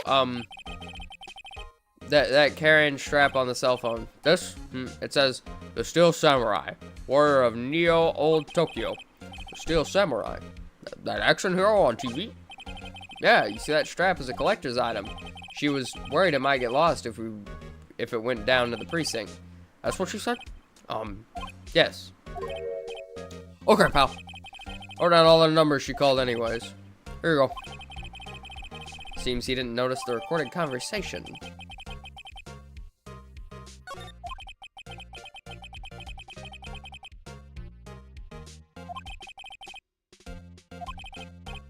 Hold on, pal. Yeah, thank you. I'll be heading out now.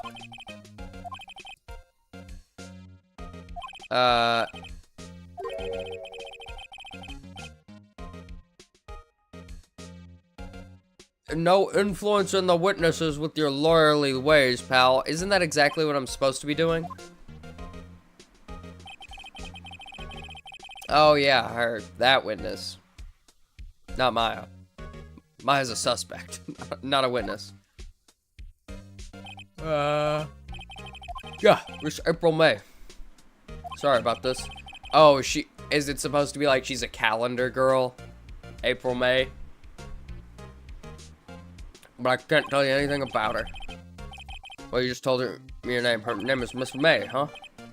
So you've sent her home already then. Aha! You're trying your lawyerly tricks on me now. She's not going to go outside her room until the trial, so she's still in the hotel across the way. I guess I should know better than to try and get a detective to leak information. You got that right, pal. Time to pay a visit to Miss May.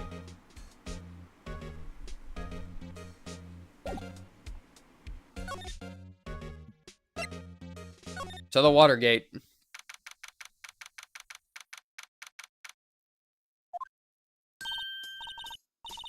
Oh God, you're gonna hold your hand. Well, hello there, handsome. Gotta make sure my voice is actually being picked up on that one. Sometimes this audio software likes to be weird with that.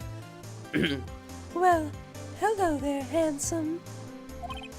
Hi. Smooth, right? Real smooth. You're the lawyer, aren't you? The detective told me. He said, don't say nothing to that lawyer, pal. Tee-hee. Memo to self. Thank Detective Gumshoe for making my job harder.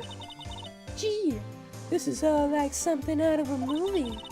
It's all so exciting I can hardly contain myself. Ooh, let me go freshen up so I can look the part of the beautiful eyewitness. I pity the lawyer that has to cross-examine this one. It's gotta be me.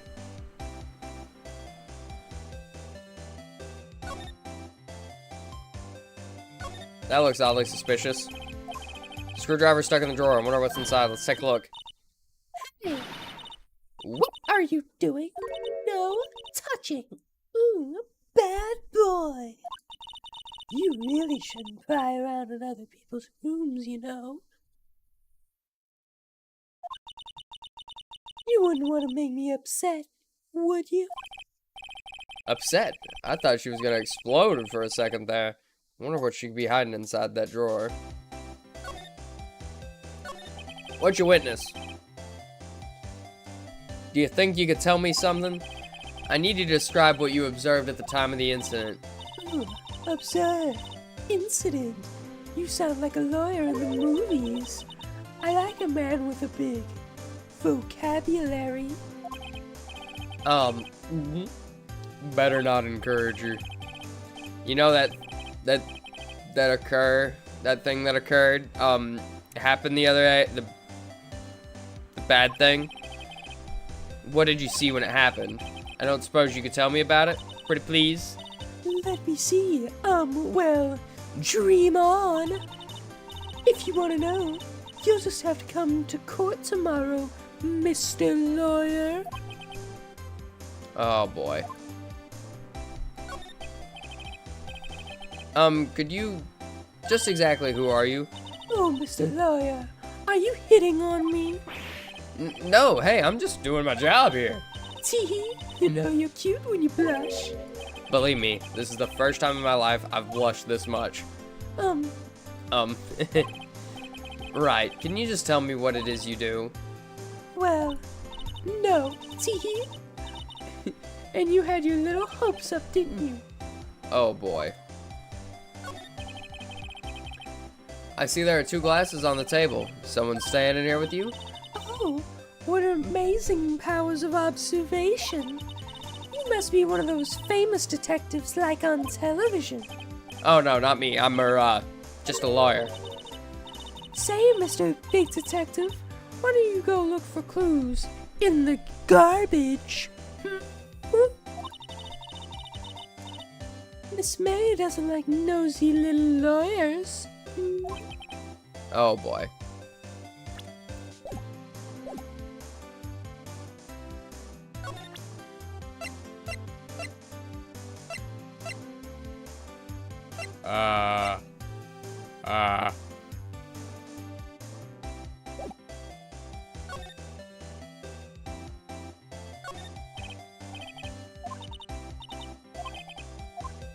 Maybe later.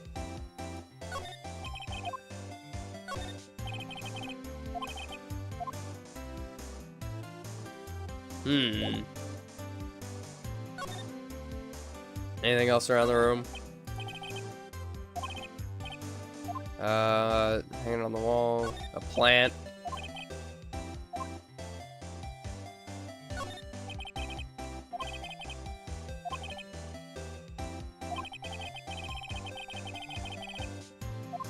Okay. So she didn't just see us looming above a body then. Good.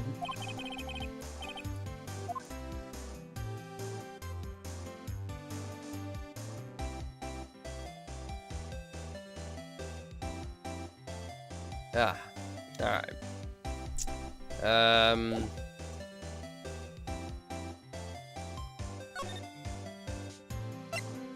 Anyone here? Hey, someone is here. That wasn't the most over-the-top clearing of the throat I've ever heard. Good thing I did it justice. Hold on. I need to, like... There we go. So you're the one that has been looking for me. Yes, that's me. He looks even grander than I imagined. That badge on your collar. Oh, so you're a lawyer, are you now? Yes, well, yes. And what do you want? I'm not particularly busy these days. Please proceed. Not busy? How come no one could get in touch with you? Something the matter? You came to see the one and only Marvin Grossberg, did you not? Well, here I am, boy. What did you want? Out with it. Well, sir, actually, about Maya Fey. Homie straight said, Yes.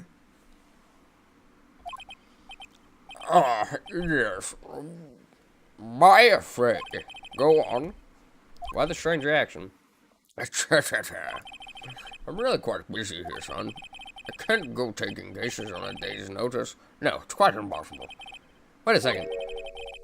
You know the trial was tomorrow. Anyway, I'm afraid it's entirely impossible for me to represent her. Sorry, end of discussion. What's going on? You refused me before I even got a chance to ask him. I tell Maya that you'll represent him? Or her? Him. No. Tell me about your refusal.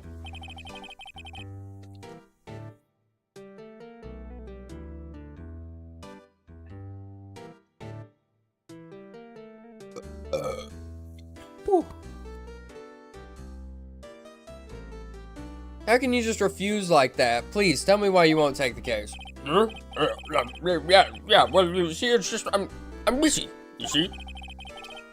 But the client is But the client is Mia Fey's sister. Mia trusted you. She knew her sister would be in good hands. Yes, of course, I know that. However, I'm sorry, but I must refuse, sorry. Creep. Fine. I don't have time to argue with you anyway. I'll go look elsewhere. Well, I think not. Huh? Did you say something? I think not, I said. What do you mean? I'm terribly, terribly sorry, but I'm afraid that no lawyer worth their salt will take on this particular case. On this particular case. Fuck. Terribly sorry, my boy.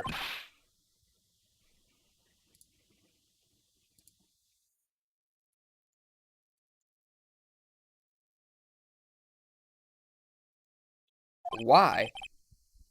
I cannot say. I beg your pardon, but could you leave? Now, I've nothing more to discuss with you. What's going on here? How did you know Mia Fey? She worked here a long time ago. Quite the apprentice, that one. Learned my techniques in the blink of an eye. She left one day, quite suddenly. She had a mission, you see. A mission? You could see it in her eyes. She followed it with a burning passion. Never looked back, that one. That's quite a painting. Aha, you noticed. My pride and joy. Impressive, isn't it?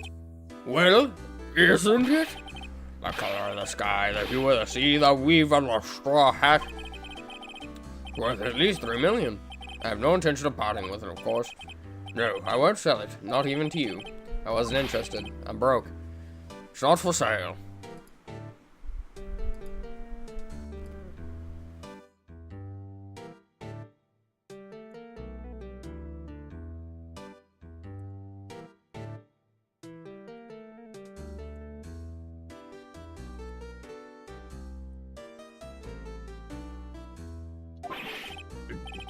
I'm not buying. Jeez. Okay. Well, guess we better tell her that she's not getting represented by him. Hiya. Oh, you're back. Did you find the lawyer? Well, what do I tell her? Well, see, just be honest. I really don't think you should use that guy. He didn't seem healthy. He was all skin and bones. What really happened? You don't mean he refused to help? Erp. I see. I've been abandoned then. What about your family? Only had my sister. My father died when I was very young. And I don't know where my mother is. Don't know. So she could still be alive? the women in my family have been medium for generations. They say a lot of spiritual power runs in our blood. About 15 years ago, our family was involved in an incident. There was a man, and he ruined our mother's life. Ruined? After that, she disappeared. Several years after that, my sister announced she would become a lawyer, and she left the mountain. So you live by yourself? Yes, I've gotten used to it. Oh, also, I had to become independent, or I would lose my powers. Feel bad for her. All by herself up on that mountain. So, who is this man who ruined your mother? About 15 years ago, there was an unusual murder case. It made quite a stir. Everyone was talking about it, apparently. The police were running out of leads, and they were getting desperate. Wait, they didn't use a spirit medium, did they? The police convinced my mother to try and contact the victim. Wow, so what happened? The case was solved, we thought. You thought? The man my mother helped the police capture was innocent. The police's consultation with a medium had all been carried out in secret, of course, but a man found out about it and leaked it to the press. He told all the papers that my mother was a fraud, and the media jumped on it big time.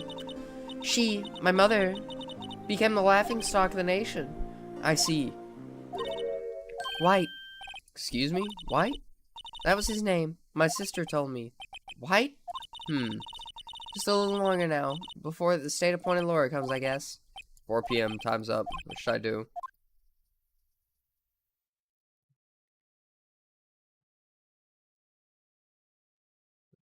There comes a time in every man's life when he must decide what type of man he is.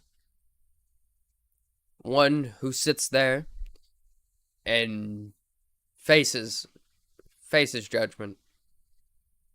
Who runs towards the fire and is ready to help someone out. I'm not that man.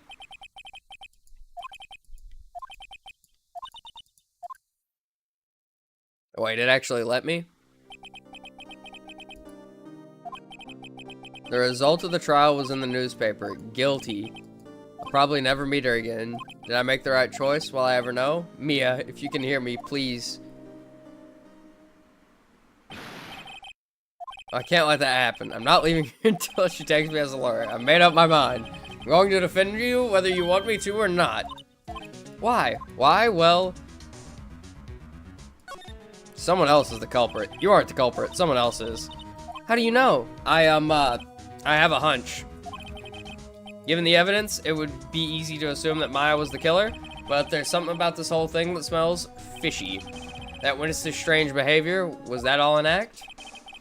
And the way the lawyer refused to help out Maya. But no more than all that, she has no one left to help her. I mean, he refused to help her because they have a pretty solid case against her already, and the trial's tomorrow. Seems like a good reason. Nothing's more sad or more lonely than that. I know. I've been there a long, long time ago. Why did I become a lawyer in the first place? Because someone has to look out for people who have no one on their side. Maya, I won't abandon you. You can count on me. That's so kind of you.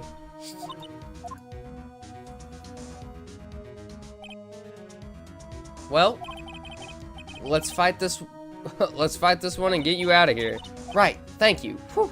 She smiled at least. She looks like an entirely different person. You are innocent, right? Yes, and I trust you. So you trust me too, okay? It's a deal. So, what next? There's something that's been bugging me. So what is inside that strange woman's drawer?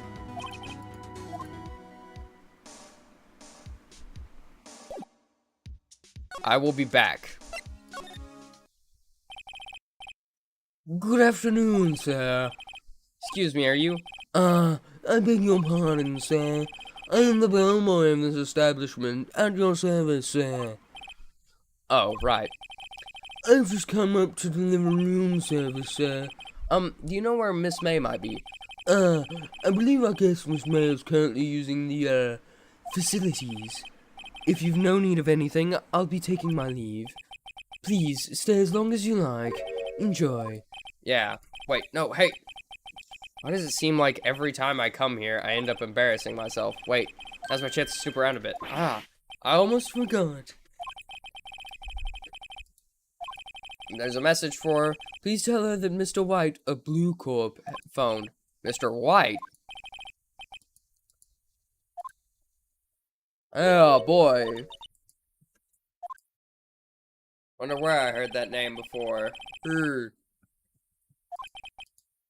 it be a coincidence? Never. What's inside? A wiretap? There were screws loose on the phone down there.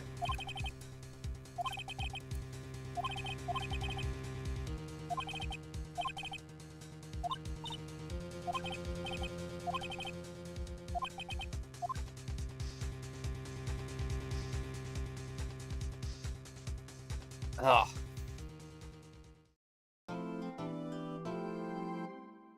Yes, we will save our progress, and we're gonna overwrite the top save. Okay. Before we continue any further, sorry, I know I've gotten up a lot, but I need to use the bathroom, and I'm not gonna lie, while the suit and everything's cool and all, guys, I'm still gonna be wearing the top part, don't get me wrong, but these slacks are starting to put my nuts inside my body.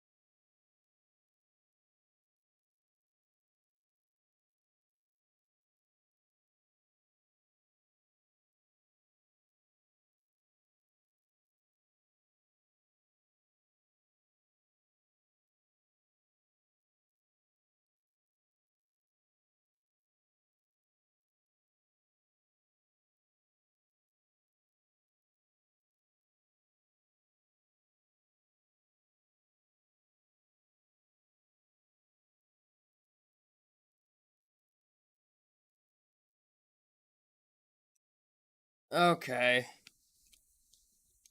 Oh. My balls and bowels feel a lot better now. Ah. Officer Balls.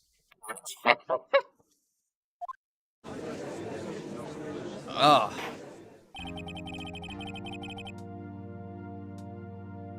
Court is now in session for the trial of Miss Maya Fey.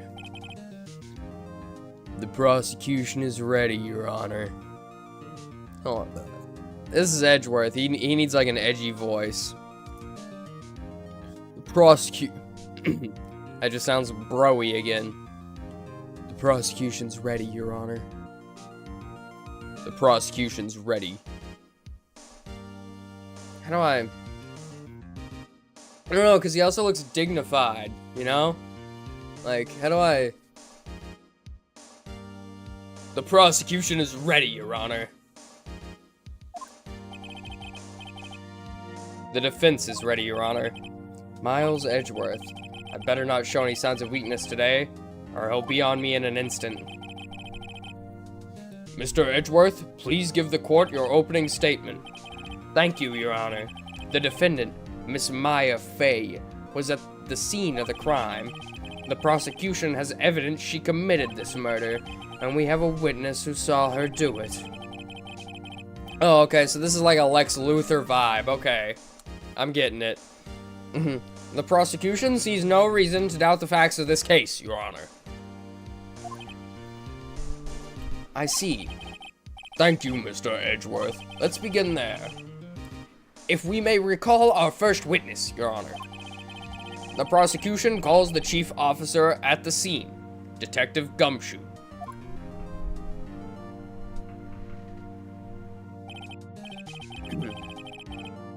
Witness, please state your name and profession to the court.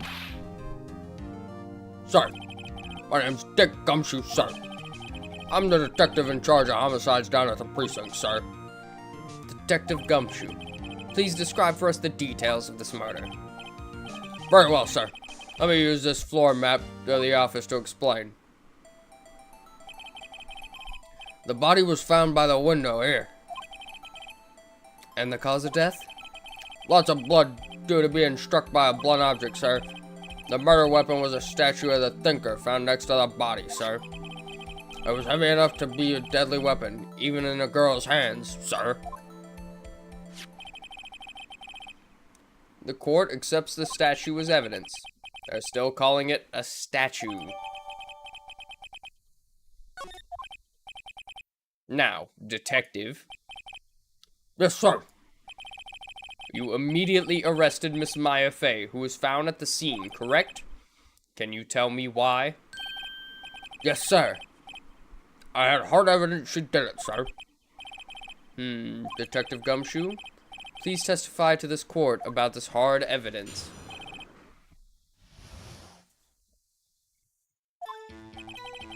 As soon as a phone call came in, I rushed to the scene. There were two people there already. The defendant, Miss Maya Fey, and the lawyer, Mr. Phoenix Wright. I immediately arrested Miss Maya Fey. That also seems like it'd be a conflict of interest. The only person who can attest, like, that kind of seems like, not gonna lie, the defendant and the defender are kind of in cahoots. That's just all this is, like, looking at. I immediately arrested Miss Maya Fey. Why? We had a witness account describing her. We had a witness account describing her. The witness saw Miss Maya Fey at the very moment of the murder. The very moment, you say. Very well, Mr. Wright. You may begin your cross-examination. Yes, Your Honor. Cross-examine what? I couldn't see a single contradiction in that testimony.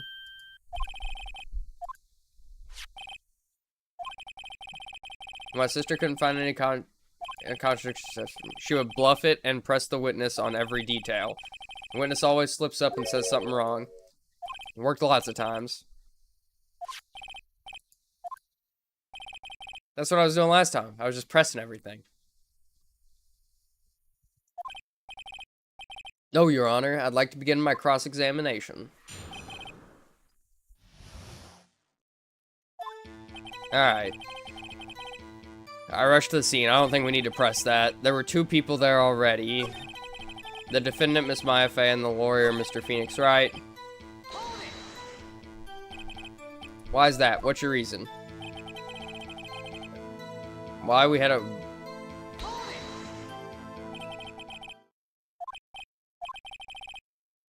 If I heard correctly, you said you arrested her because you had hard evidence she did it, correct? Huh? Did I say that? Me? I heard you say it. You did say it. You said it. Exactly what about the suspicious woman in Pink's claim was hard evidence? What? What? Miss May isn't suspicious, and she sure isn't Pink, pal. Well, I guess she is Pink. That's enough, Detective Gumshoe. Do you have any more solid proof other than her claims, Detective? Yes. Yeah. Sorry, I got the order of things mixed up in my testimony, Your Honor, sir. There was something I should have told you about first, Your Honor. Very well, Detective. Let's hear your testimony again.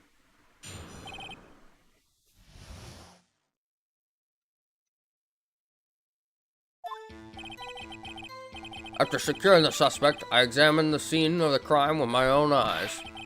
I found a memo written on a piece of paper next to the victim's body. On it, the word Maya was written clearly in blood. Lab test results showed that the blood was the victim's. Also, there was blood found on the victim's finger. Before she died, the victim wrote the killer's name. Maya's going to jail. Hey, like that. That's my hard evidence. Maya's going to jail. Maya's going to jail. That's all there is to it. Maya is in jail. Your Honor? Why didn't you testify about the vital piece of evidence your first time? I don't know. I'm real embarrassed I forgot about it, Your Honor, sir. Try to be more careful. Very well. The defense may begin its cross-examination.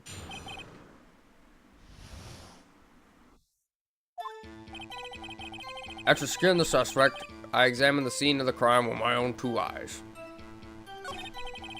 Found a memo written on a piece of paper next to the victim's body. On it, the word Maya was written clearly in blood. Lab test results showed that the blood was the victim's. Also, there was blood found on the victim's finger. Before she died, the victim wrote the killer's name.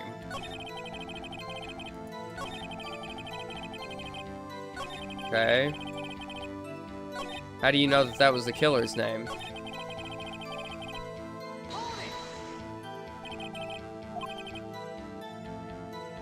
Do you get a lot of cases where the victim actually writes the killer's name? Sure, happens all the time in books and the movies. This isn't a movie, Detective. Oof. Let's talk about reality, shall we? I guess I haven't heard of many cases. No. Don't you find it a little odd that the victim would write down a name? Especially the name of her own sister? Yeah, actually, you got a point, pal. Stop right there. The witness's opinion on the matter is irrelevant. The facts are clear. The victim wrote down the name of the accused. The victim told us the name of her killer. Order, order. That didn't go so well. That's right, what he said. That's his whole testimony. Okay, there has to be a contradiction in there somewhere. I think I know what it is.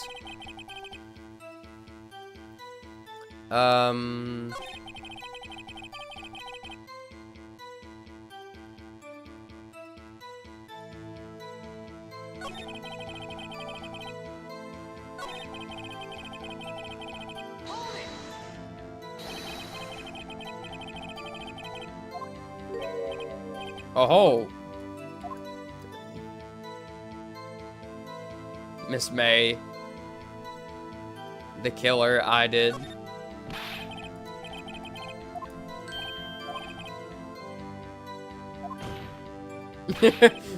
She was framed. You're saying the killer wrote her own name? Good one, buddy. Hold on. If that's the case, where's your evidence?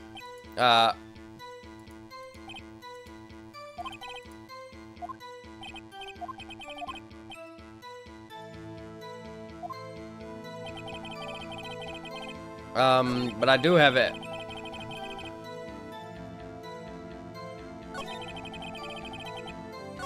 I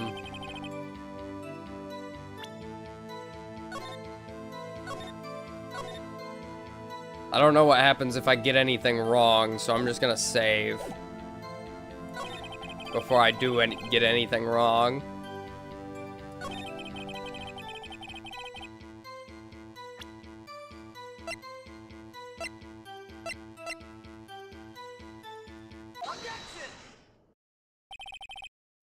Detective Gumshoe, there's one thing I want you to clarify for me here. You said that the victim, Mia Fey, wrote this note. That she was accusing the defendant, Maya Fey. That's really what you're saying. Because the autopsy report says that she died instantly. Ain't no way she could have wrote that. What? This isn't one of those lawyer tricks now, is it? Of course she wrote it. Who else could have? You have it backwards, detective. Backwards? The victim is the only person who absolutely could not have written it. This is a report from your department, detective. Immediate death due to a blow from a blunt object. She died immediately. But, no butting your way out of this one, detective. Order, order. The defense has a point. Someone who died immediately wouldn't have had time to write anything down. So true, Judge. So true. Mr. Wright, I beg your pardon, but when exactly did you obtain that autopsy report? What? When? That would have been the day after the murder.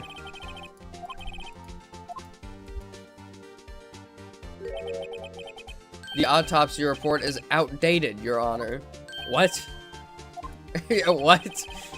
A second autopsy was performed yesterday at my request. Death was almost immediate due to a blow from a blunt object, but there is a possibility the victim lived for several minutes after the blow. I received these results this morning. What? That's some bullshit.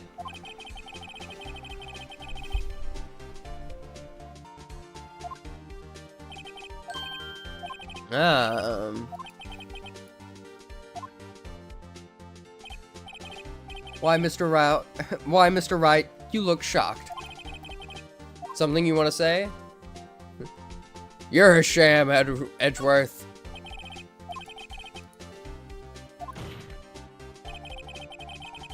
What reason could you possibly have had to request a second autopsy report? Mr. Wright, the defense will refrain from personal attacks on the prosecution. No matter, Your Honor. Mr. Wright, say what you will, the evidence in this report is undeniable. Your Honor, I submit this report to the court. Understood. The court accepts the evidence.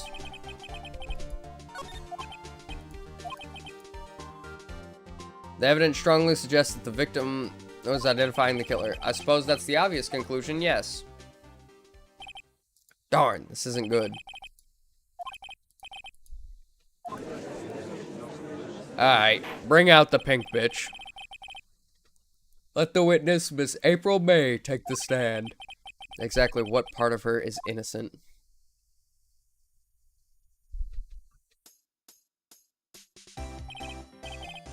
Witness, your name, please. April May. At your service. Wink.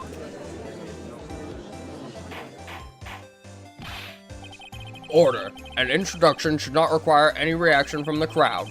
The witness will refrain from wanton winking. Yes, Your Honor. This is not good. She's already captured the heart of every man in this courtroom. Tell us, where were you on the night of September 5th when the murder occurred? Gee, I was like in my hotel room. Tee-hee. I checked in right after lunch. And this hotel is directly across from the Fay & Co. law offices? That's right, big boy. Please testify to the court about what you saw.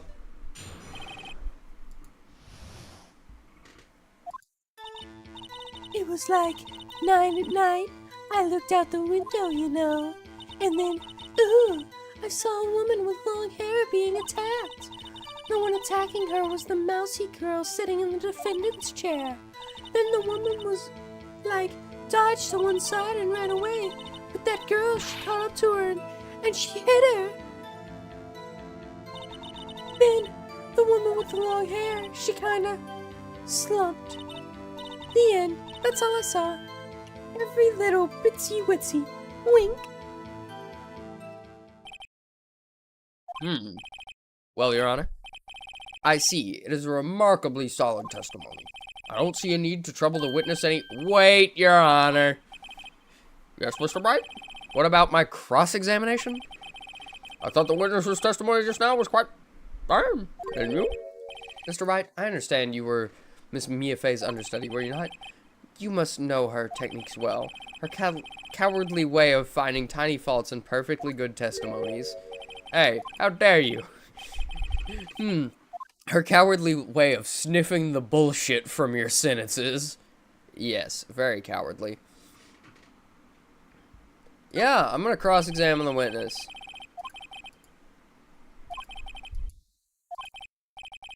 Very well, you may begin your cross-examination. Hold on. Okay, so what evidence do we have?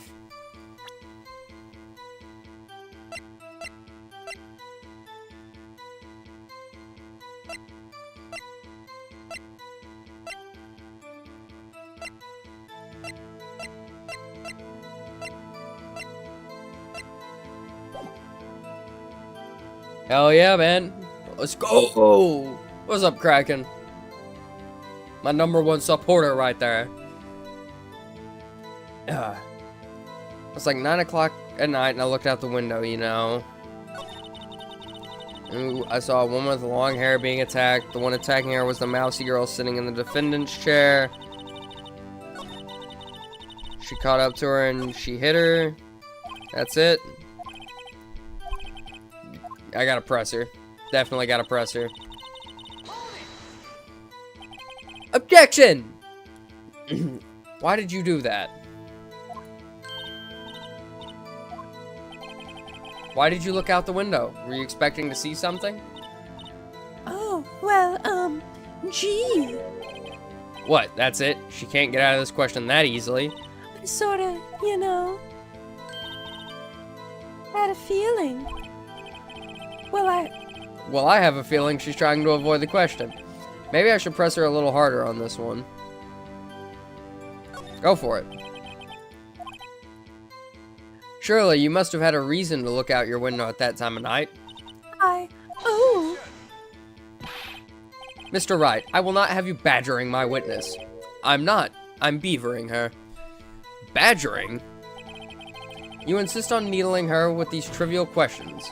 I really don't think it should be allowed. Yeah, stop him. That poor girl. Order. Mr. Wright, you've been warned.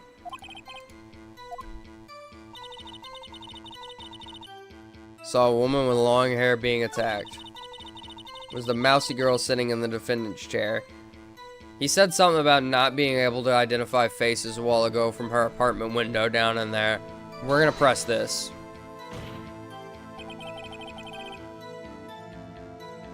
How do you know she was the defendant? Well, you know. She had a girlish physique. Women know these things. Look, I just know, okay? There was only one person at the scene of the crime with a short, girlish figure. The testimony is bulletproof, Your Honor. He's right.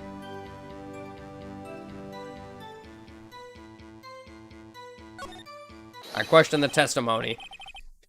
That testimony stinks. Miss May, I'm willing to bet that you saw nothing. Did you really see the defendant at all? It's almost too perfect. Mr. Wright, what's the meaning of this? Yes, what is the meaning? Somebody tell me because I'm clueless about this, I mean. Okay. If you had really witnessed my client, Maya Fey, you would have noticed her clothes before noticing her physique. The goofy ass fucking outfit wins again. No one wears clothes like this on a daily basis, except her. And I'm no expert on fashion, but her hairdo looks far from normal to me. However, the witness's testimony mentions neither of these things. The testimony is bogus. But Still, we don't know if she was dressed like that way the night of murder. she was. I saw her. And so did Detective Gumshoe. What do you say to that, Miss May? What are you trying to say, you mean lawyer? I saw what I saw. I just didn't think all of its trifling little details were necessary, darling. The court would like to remind you to please omit nothing in your testimony. I'm sorry, Your Honor. I'll be a good girl. I promise.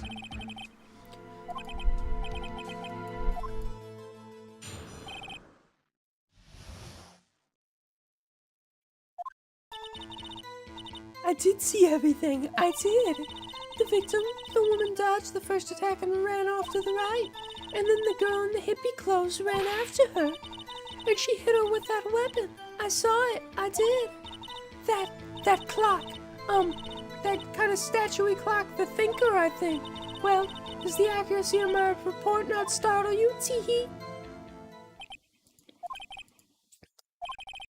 Only wish you had been so detailed from the beginning. Please begin the cross-examination.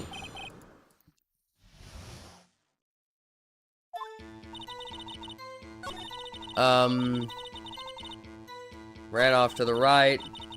Hippie closes after. I saw it. That clock, the statuey clock. A clock? Yes. Well, don't look so sour, Mr. Lawyer. You can't win them all. No.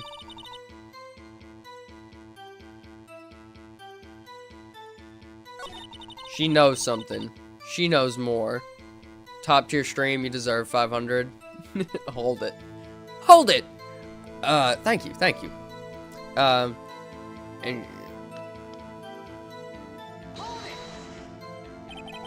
Where did this weapon come from? She picked it up from the desk. I see. What sort of weapon was it? That clock. That kind of stuff. I still don't know what happens if I get one wrong, so I'm gonna save beforehand.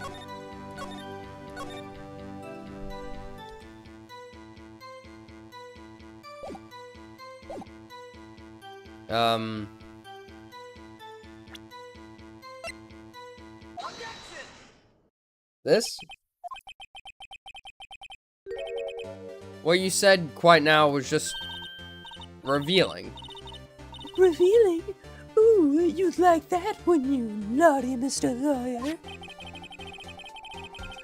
You just said that the statue of the thinker was a clock, but there is no way of knowing that just by looking at it. Another person in much the same position as you recently called this a clock too, and he was found guilty of murder. Order, order! Miss May, can you explain how you know this is a clock? Objection! The witness saw the murder with her own eyes. That's all that's important here.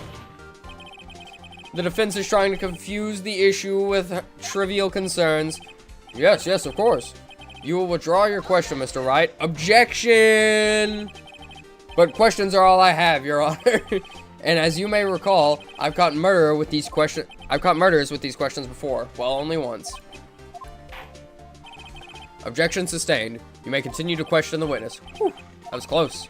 You stopped me there. The trial would be over. Huh? What? So what happens now? What happens now is you answer my question. How did you know it was a clock? What? That's because I heard it? Yes, I heard it say the time. So you've been to the law offices of Fay & Co. No, hey, I didn't say that. Why would I go there? I heard it from my hotel room, hee. The law offices of Fay & Co., where the murder took place, is very close to the hotel. She could have easily heard the clock. Well, Mr. Wright, are you satisfied? Nope. No, Your Honor. I can't give up now. I'm not satisfied because...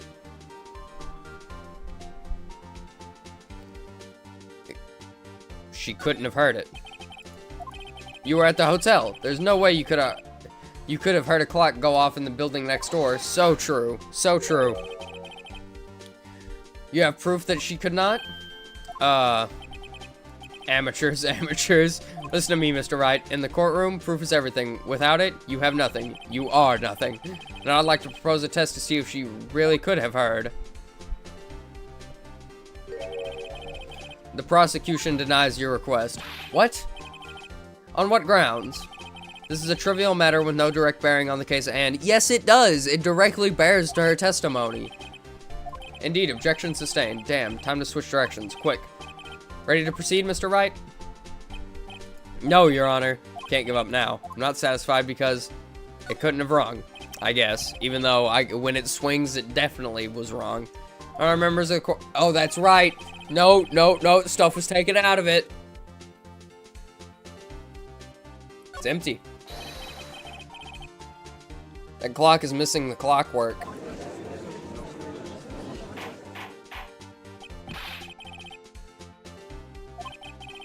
Just take a look right now. See anything interesting, Your Honor? It is as the defense says. This clock is missing its clockwork. It's quite empty.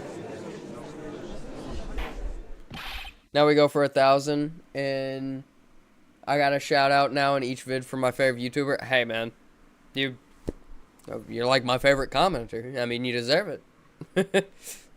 Fucking. Mr. Wright, would you care to explain to the court the meaning of this? It is as you can see. The clock was empty. It couldn't have rung. Therefore, this witness is a big, fat liar. Fat?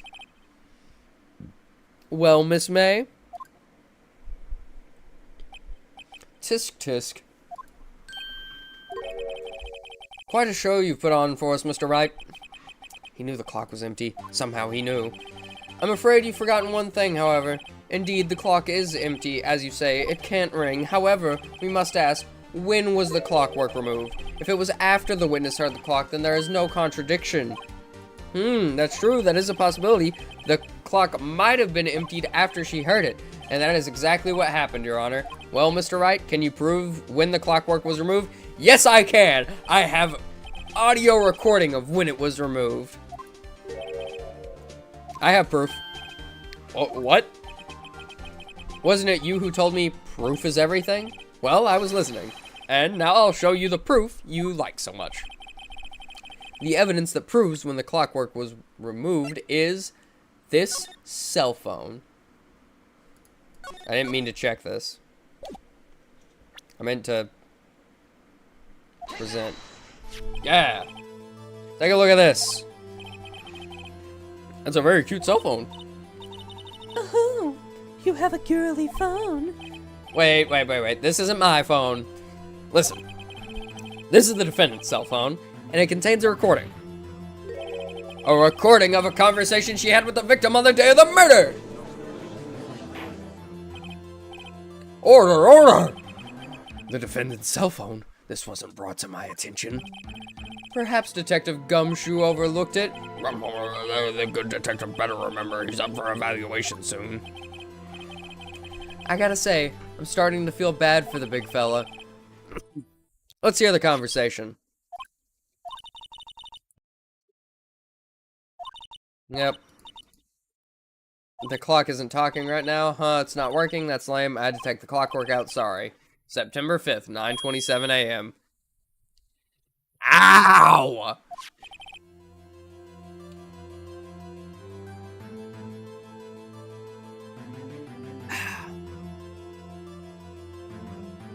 Your Honor, I think this makes it clear the clockwork was already gone by the time this was recorded, which was well before the witness even arrived at her hotel. Well, Miss May, would you care to explain this to the court? Just how did you know that the weapon was a clock? Well, Isn't it obvious? I saw that clock before. What store was that again? I got so many. Oops, I forgot. Wink. So the witness had seen it before. That would make sense. Does Vince have any objectives, Mr. Wright? Yes, I do. Butts made that clock. The witness claimed she had seen it before, but this directly contradicts a piece of evidence already submitted to this court. Well then, let's see it. Please produce this evidence that will prove the witness had not seen the clock before. It's the clock. It's made by Butts. It's simple. The clock was never in any store, ever. What? A friend of mine made that clock. Only 2 exist in the world, and the one that isn't here is in police custody. Impossible. Everything is sold in stores. Miss May, I think it's high time you went shopping for a better excuse. Oh! Got her ass! Got her ass! Got her ass! Roasted, toasted, packaged, posted. Humph. Oh, excuses not on sale today? Oh! Got her ass!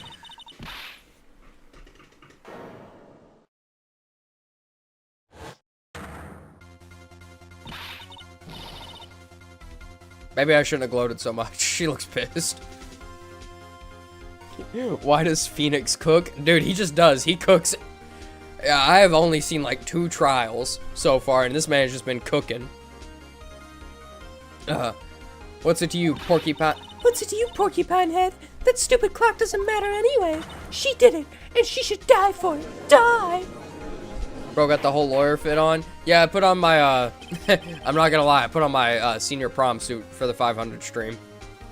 Whoa, let's not get ahead of ourselves. Which, I mean, for senior prom suit, I mean, it's my jacket. It's a different, like, shirt and tie. I have, like, listen, I'm a little bit of a nerd, okay? I have, like, 4 or 5 different actual, like, ties that, like, actually tie around my neck. I don't like clip-ons. I have a bow tie that's a clip-on, but I never wear it. Like, I put it on my dog more than I put it on myself because it's a clip-on, and I have self-respect. Whoa, let's not get ahead of ourselves. This is a court of law, and the witness will remain calm.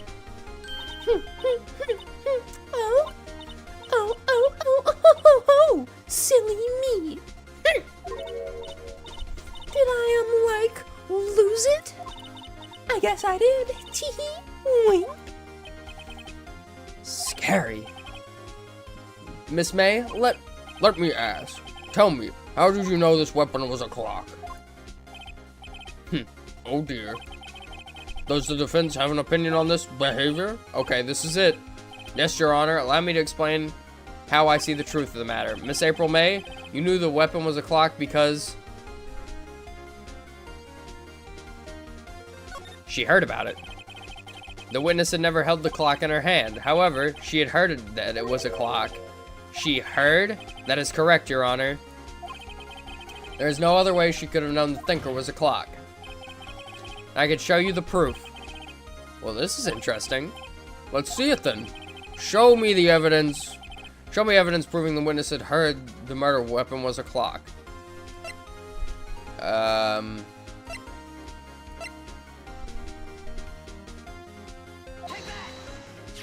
The wiretap on Mia's phone. Ooh, that? I found this in Miss May's room. That is illegal.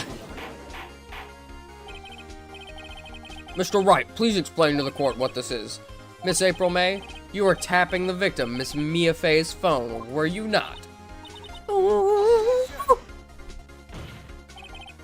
Your Honor, this is irrelevant. I'm not entirely sure it is. Objection overruled. It troubles me that our witness was in possession of a wiretap. This is outrageous. Does the defense truly claim that the witness was tapping her phone? Absolutely.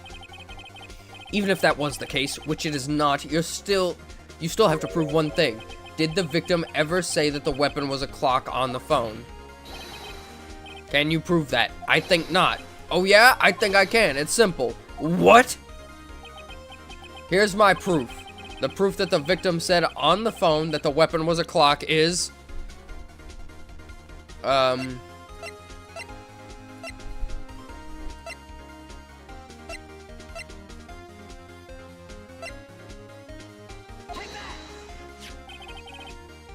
I present the defense cell phone. Listen once more to the conversation between the defendant and the victim. Mia, what's up? You haven't called in a while. Well, actually, there's something I want you to hold on to for me. Again, what is it this time? It's a clock. It's made to look like that statue, the thinker, and it tells you the time. Miss April May, you used a wiretap to listen to this conversation. That's how you knew the thinker was a clock. Am I wrong? Your Honor, this is ridiculous. Your Honor, look at the witness's face. Does she seem amused at you? The defense demands an answer.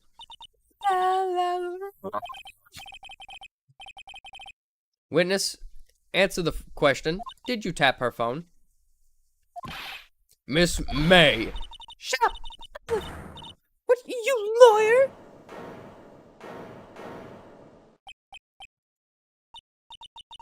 It's no fair. All you ganging up on me like that. Oh, so I'm the bad girl? Is that it? Is that it? Things I never thought I would say in front of a camera. Especially in that voice. Am I a bad girl? Is that it? Huh? Am I just a bad girl? Now to deal the final blow. You did it, didn't you? Why the wiretap? Why did you tap her phone? Answer the question. Do I have to? Isn't this a murder trial? Isn't tippity tapping her irrelevant? God, she's saying exactly what Edgeworth wants her to say. Miss May, Miss May, you were tapping the victim's phone. I hardly call that irrelevant.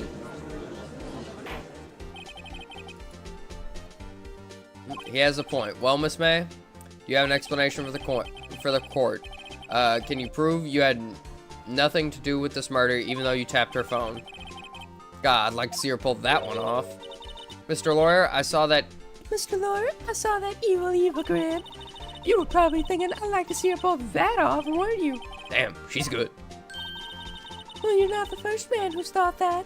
And of course, I can and will. You can't be serious. No way. Way, I say, way. Oh, and I assure you, I'm serious, Mr. Lawyer. Okay, so, the killing happened around 9 at night? Why, that's just when I was getting room service from that sweet bellboy. Room service? Iced coffee, I believe it was. Iced coffee, you know, like normal coffee, but cold. You don't drink it quick, ice melts, and then you have a regular cold coffee. Iced coffee? Think I'm making this up? Ask the bellboy. Wink. Ergo, the witness was not on the scene at the time of the murder. I didn't say she was. But the witness appears to have been tapping the victim's phone. However, this is a separate crime with no bearing on the current case whatsoever. Her testimony stands she saw the defendant, Maya Fey, commit murder. No, they're going to let her just walk away. There's no way I can win. There's no way I can win this unless I tie Miss May to the murder somehow. Well, does the defense have anything to say? Well, come on, think of something. Fuck.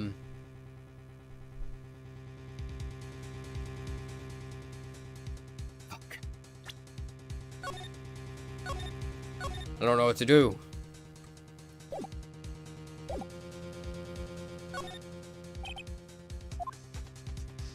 Up with the cross-examination.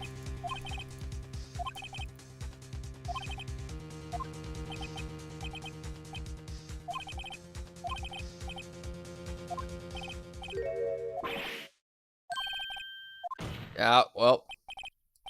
Wait. No, we can call one in.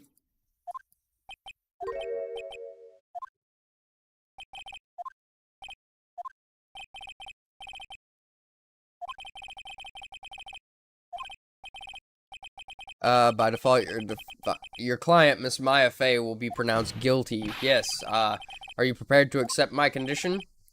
Edgeworth. He's got me backed into a corner, and I don't see any other way to take this. I accept. Hopefully he doesn't back up this alibi. The court calls the hotel bellboy to the stand. I believe we're ready for the witness to testify. He certainly does look like a bellboy. Yes, sir. I received your summons in the middle of work, sir. I'm happy to be of service. The tea looks rather heavy, so without further ado, the witness may begin his testimony. Very good, sir.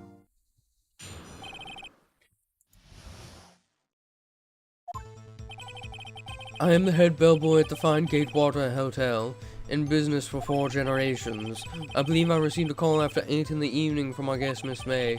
She asked for an iced coffee to be brought to her at 9 on the dot, sir. I brought it to her at precisely the requested time, of course. And I delivered the iced coffee to our guest, Miss May herself. I see. The defense may begin its cross-examination. Right, I'm ready. I hope this is it. If I can't prove Miss May was involved with the murder right now, my will be finished. How are we gonna do that?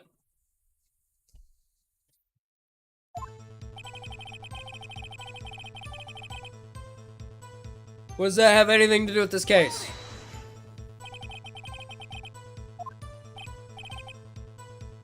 Why, anything required of me, sir. I check in guests, I check out guests.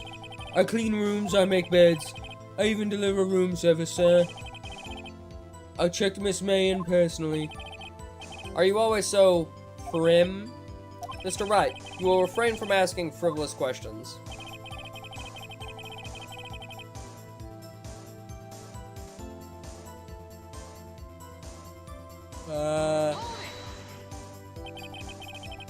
Are you sure it was Miss May on the phone? Absolutely, sir.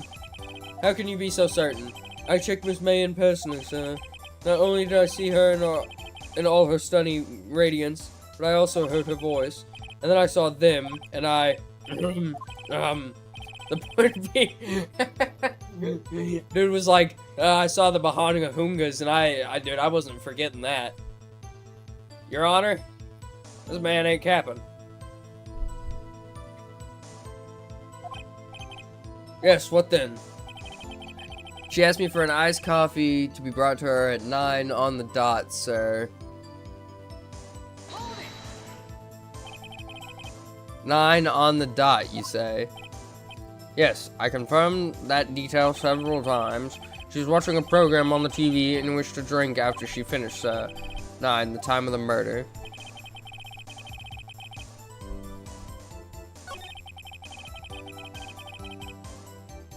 Then how could she see it if the murder was happening?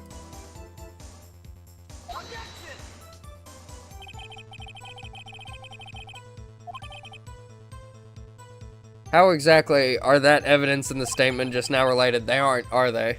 Nope, not at all. Mr. Wright, please think. Okay, so we lose a little bit of like health thingy. On the dot, sir. Brought it to her at precisely the requested time, of course. What if I present it here? Your Honor. It does? Mean. No?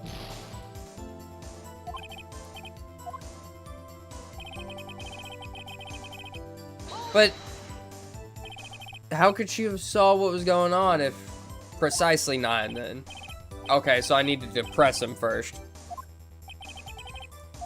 How can you be so sure?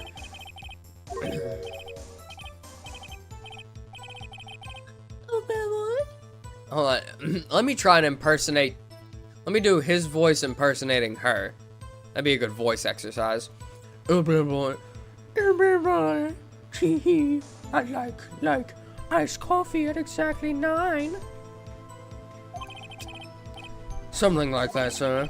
Therefore, I knocked on her door at the crack of 9, sir. Why would she be so particular about the time?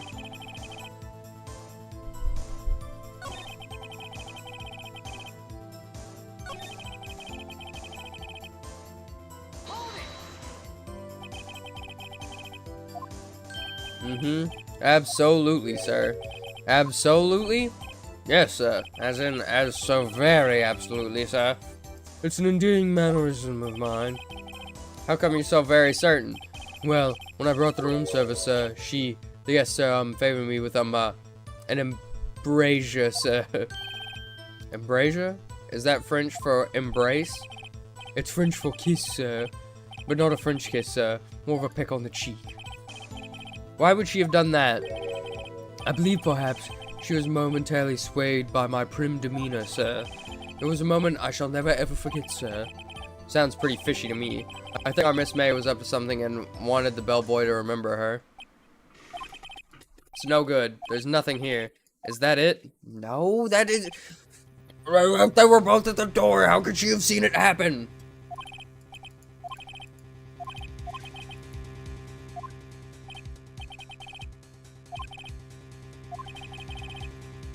I can't let this happen, can I? Protest! Protest! Wait, please, wait. Yes, does the defensive have something to add? One last question. Let me ask one last question. Your charade of justice has gone on long enough. Now, Mr. Edgeworth. Alright, Mr. Wright. I'll give you one more question, that's all. Okay, this is really it. This is my last chance. What do I ask him about?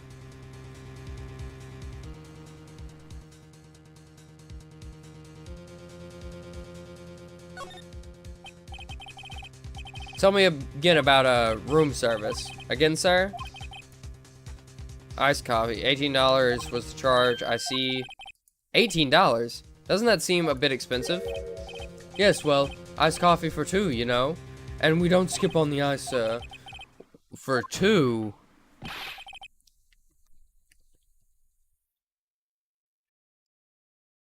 Ladies and gentlemen, we got him. What did you say? Rather quite. Bellboy, tell us the truth. No! Was someone else staying in Miss May's room? I object. That was objectionable. Objection overruled. The witness will answer the question. Yes, I see. Why did you not mention this in your testimony? Well, sir, you didn't ask. Nice try. That's the sort of thing you're normally supposed to mention. Yes, quite. Indeed. It was the, good barista there, Mr. Edgeworth, who... He asked me not to mention it if I wasn't specifically asked, sir. Oof. Edgeworth, you dog. You fool. It was very Lex Luthor of him. I've done it. I've won. Miss April May checked into a twin room with a man, correct? Yes, sir. That's when you brought them room service. You didn't see that the man in the room... That's right, sir. Your Honor, we have just learned of another person involved who may have been the murderer. In light of this new fact, I hold that it's impossible to judge the defendant. Wouldn't you agree, Mr. Edgeworth? And who, Mr. Wright, is this? Who is this other person? Simple, it was...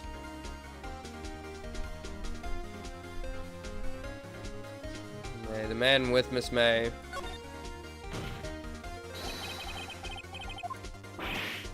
Oof. Your Honor.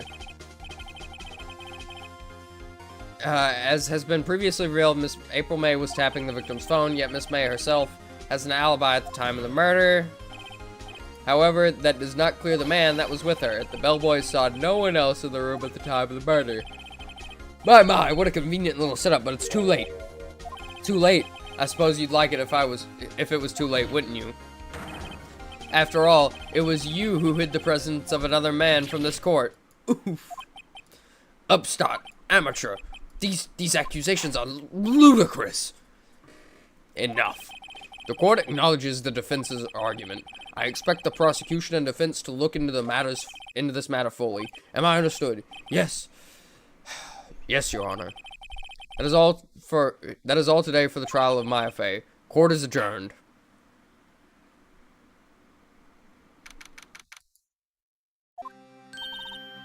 Mr. Wright, you are amazing in there. Really? I think I might be your newest fan. Oh, I was just doing my job, you know. Then again, that other attorney was pretty cool too. Huh? That face of his, with his eyes wide and his trembling lips, sent shivers up my spine. If you say so. So, what happens with me? Do I get to go home now? Well, no, I don't think so, not yet. Oh, I see. But I got a great lead in today's trial. A lead? That man with Miss May, he's the key. Oh, I get it. What happened to Miss May after that anyway? I heard they arrested her. I guess she's learning her charms won't work everywhere. She's probably at the detention center now. I may have to go down there later. Anyway, this case is far from closed. Yes, sir. I'm going to find out more about this man. You think he was the one who... Maybe so. Sis? Don't worry about it. I'll find him by tomorrow, I promise. I'm counting on you.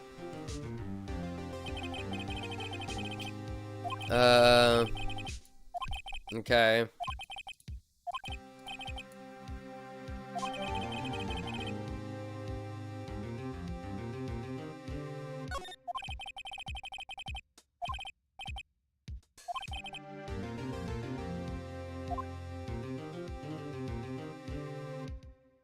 Man, this lawyer and shit's hard work.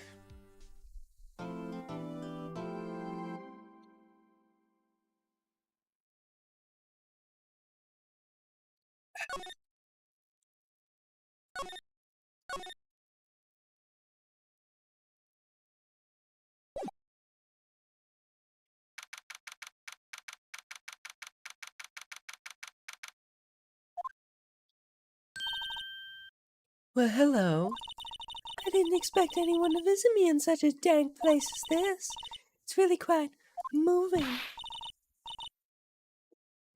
Not you, you stinking lawyer. I hope you die. Have you come to laugh? Yes, laugh at the fallen Miss May. No, not really. There's something I wanted to ask.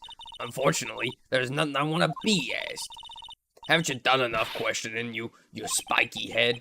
Here we go again. Please, you're scaring the security guard. So, what does he wish to ask me then?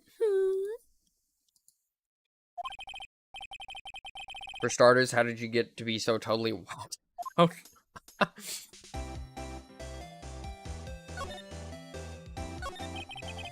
But about the man who stayed with you in your hotel room. Can you tell me about him? Where is he? Come on. No way, Jose. Maybe if I had something to get her to talk. Why did you place a wiretap on Mia's phone? Ah, when you say it like that, it sounds so cold, so criminal.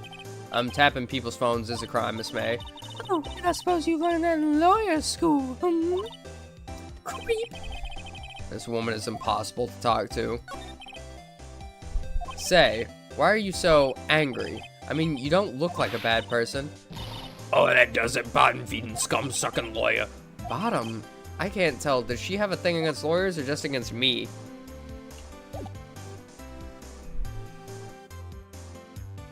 Can I present her anything? I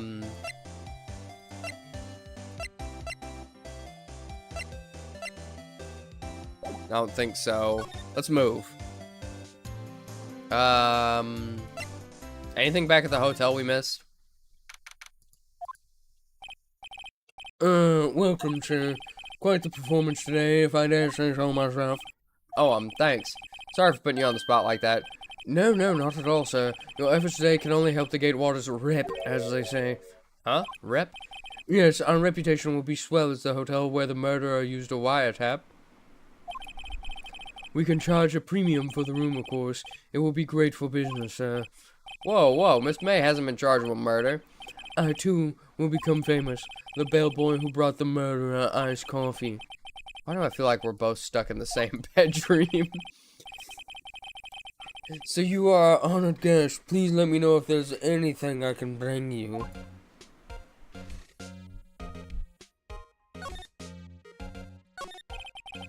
Wanted to ask you about the man who was with Miss May. Ah, yes. He struck me as a real lady killer, if you'll pardon the expression. I knew it from the moment I saw him, sir. He and I are the same ilk. We both carry the same scent of danger.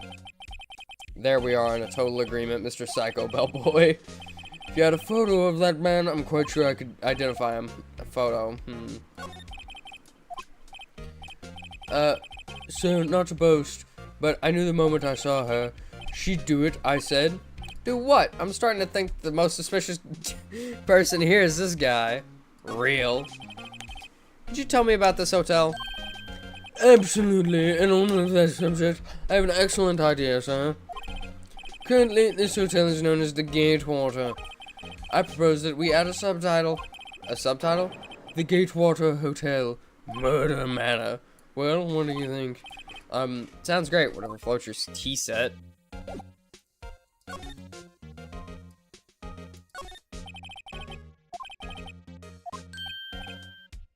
We plan to install a telescope in that window tomorrow, of course.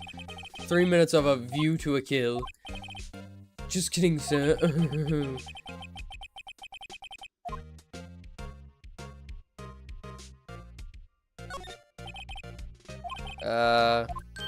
Real. Refrain from touching those. It's part of the decor. I call it the last drink before murder. We'll be famous. Yeah, this guy, he listens to true crime podcasts, 100%. He's obsessed with them. This guy knows exactly who Shane and Ryan are.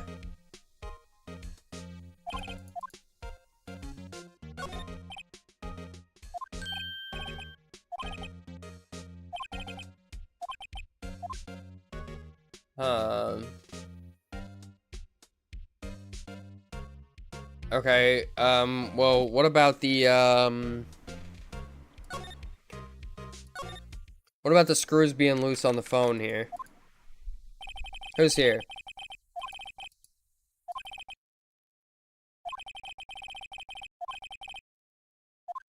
Yeah, let's take a look around.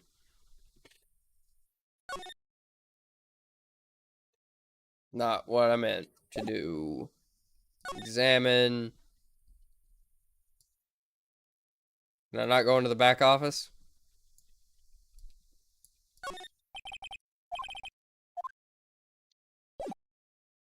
Move. Is the office here?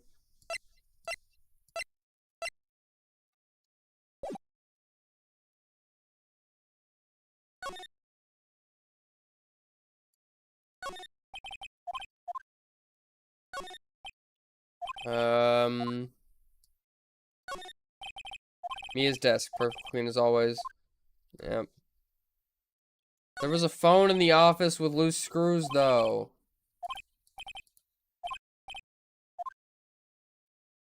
Some of the files may be missing.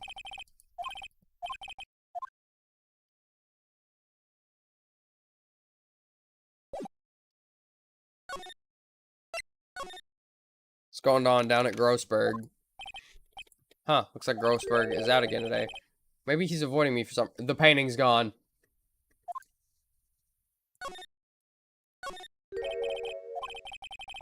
There's like a $3 million painting on the wall. He said he had no intention of selling it.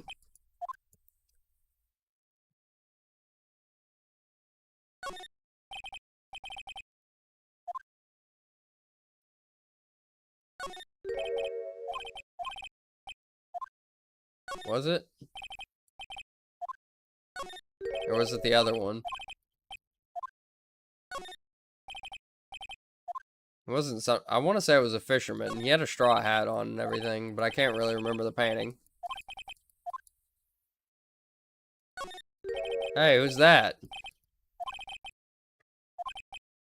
DL6 incident, Exhibit A and Exhibit B. Let's take a look at these.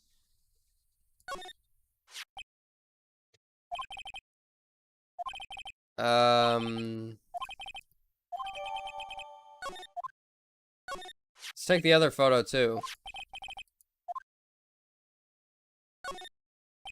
Okay.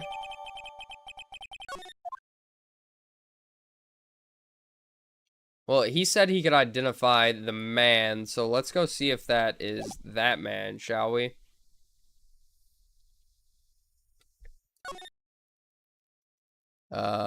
Gatewater Hotel. Present. You. Is this the man? That's him, detective. I'm the lawyer. Oh, I know that. I just wanted to say detective once. You know how it is. No, I don't. Without a doubt, that is the man who checked in with Miss April May. How about I write an affidavit swearing that that's him? An affidavit? This guy is way too excited about this. Yeah, no, have him write it. The bellboy who swore the affidavit. Just hurry up and write it.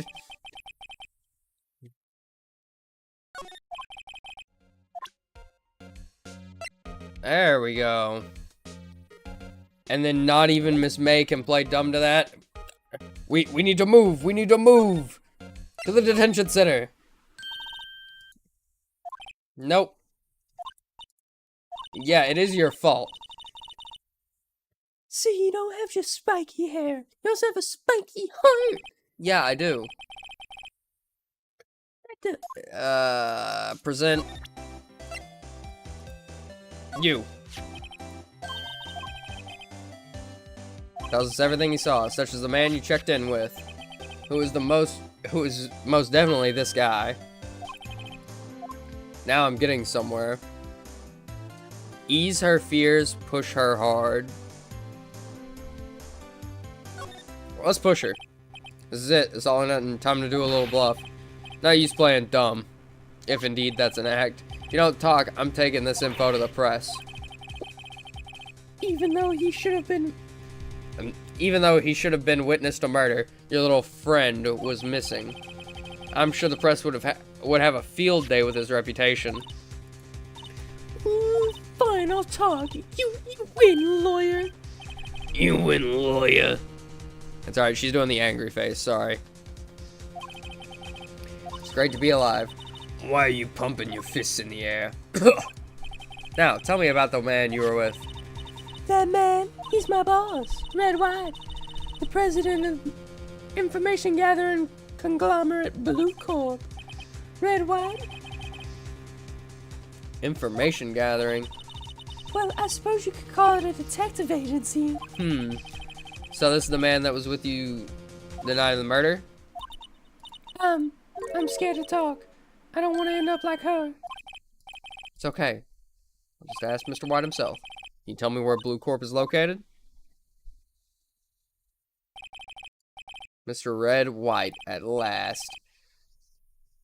Finally, a lead on this guy. If April May couldn't have done it, that leaves him. Time to take action. Bellboy's affidavit discarded.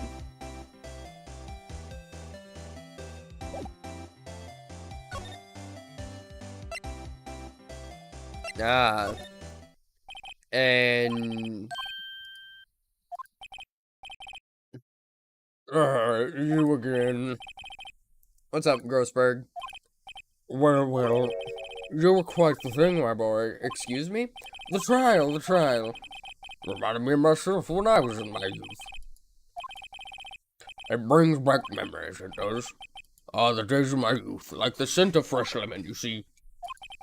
I apologize. It was all a bit too much for me, my boy. Seeing you today, I appreciate the reminiscing, but I'd much rather you give me some information.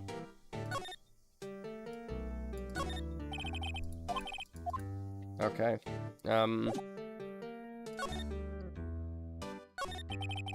So you came to see the trial? Yes, I did. Something was bothering me all last night. You see, I couldn't get a wink of sleep. Really? What was that? Well, you see, it's just that Mia's sister, that poor girl. My boy, I owe you my thanks, truly. I don't know what I would have done if things had gone poorly for the girl. If you were that worried about it, why didn't you offer to defend her? Real. I asked before, but why did you refuse her request for defense? I think I have a right to know. A right, Mr. Wright? No, I'm sorry. It's just, I need more time to think about it, my boy.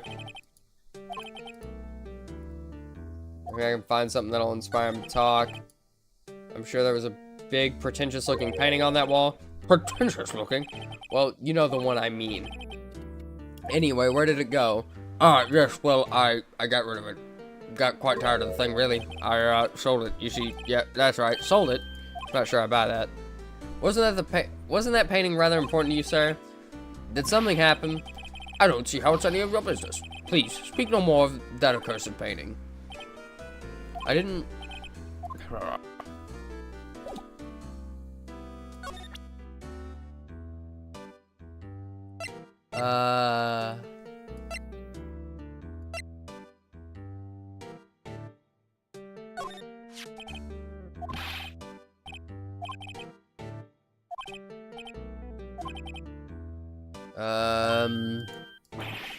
What's that you say? Are you quite sure, my boy? What has got him so flustered, I wonder. I beg your pardon, but I must ask you to leave. I need to be alone.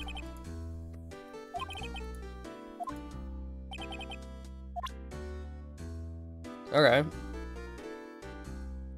That wasn't what got him to talk?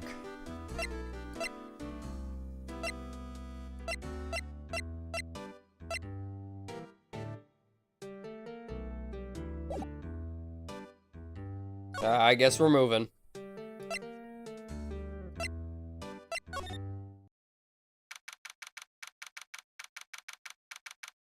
Hey, there's that painting. Would you look at that?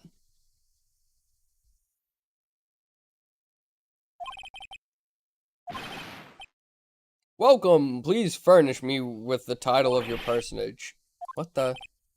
Your name. What's your name? I was just inquirably asking the title that you go by. Wright. Phoenix Wright. Inquirably? Mr. Wright, is it? Right, I see. Splendiferous.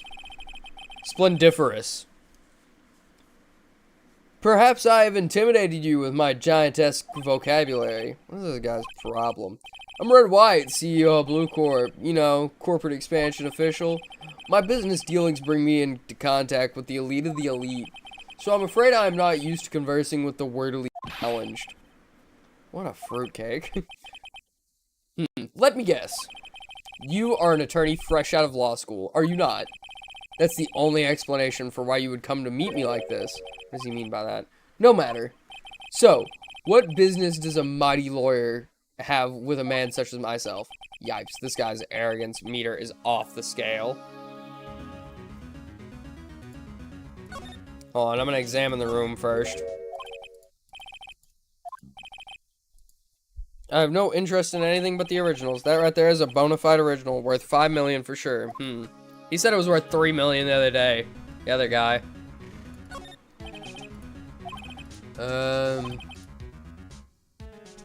Judges Cooperation Award. Special kind of stand out.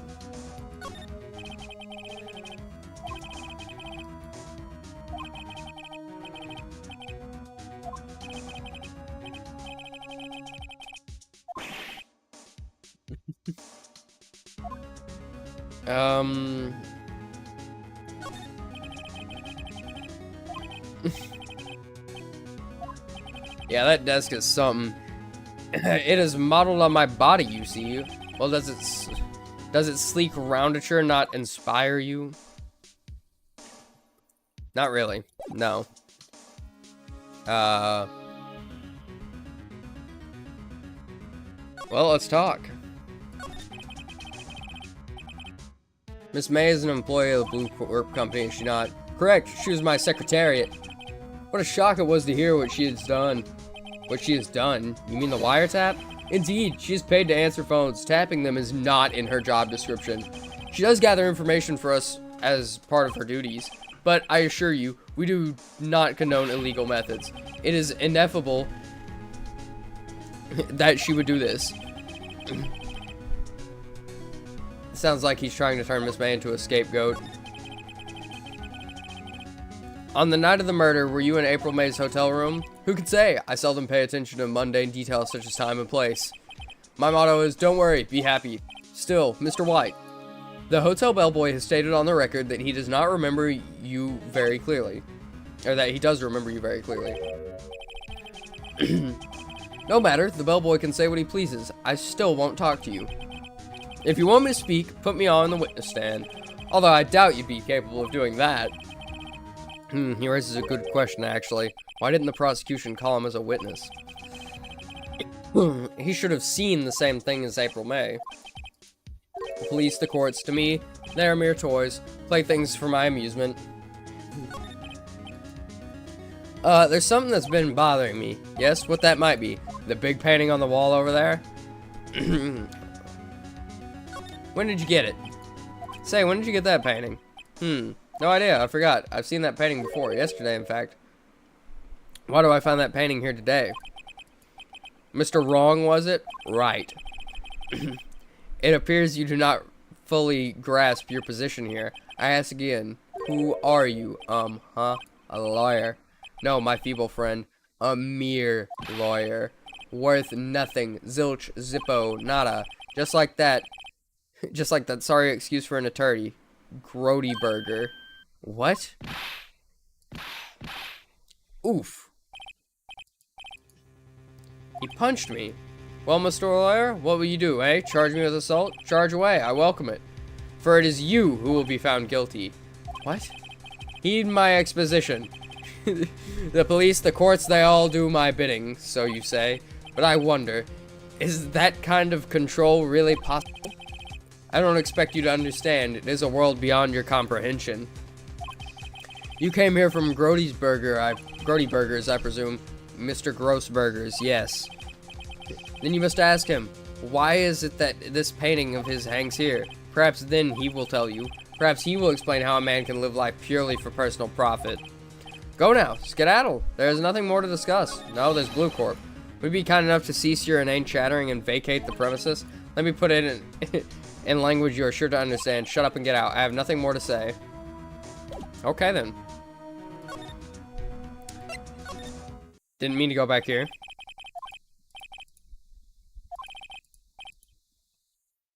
Money making, I got the money making blues.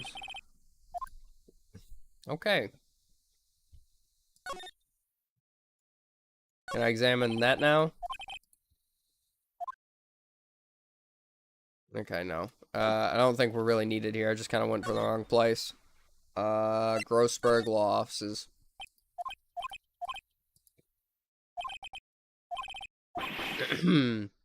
Jumpin' Jehoshaphat. Oh, you. What's wrong? What's wrong? You look so pensive, like an old man at the end of his days. I'm not senile yet.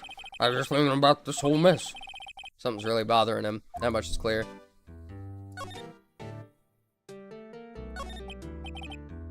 So I played Blue Corp a visit. Oh, I see. Mr. Grossberg, I have to admit, something has been bothering me. Oh, what is it? Well, out with it, my boy. You see, it's just... that big painting. Mr. Grossberg, sir, there was a giant painting hanging right there the other day, was there not? And when you said you had no intention of parting with, well, I saw it today. It was in the CEO's office at Blue Corp, Red White's office. So, you noticed. I suppose I should have guessed you would. It is a large painting. Mr. Grossberg, I know you and Mr. White are connected somehow. Connected, you say? Yes, and I know what it is. You're lovers. No, he's blackmailing you.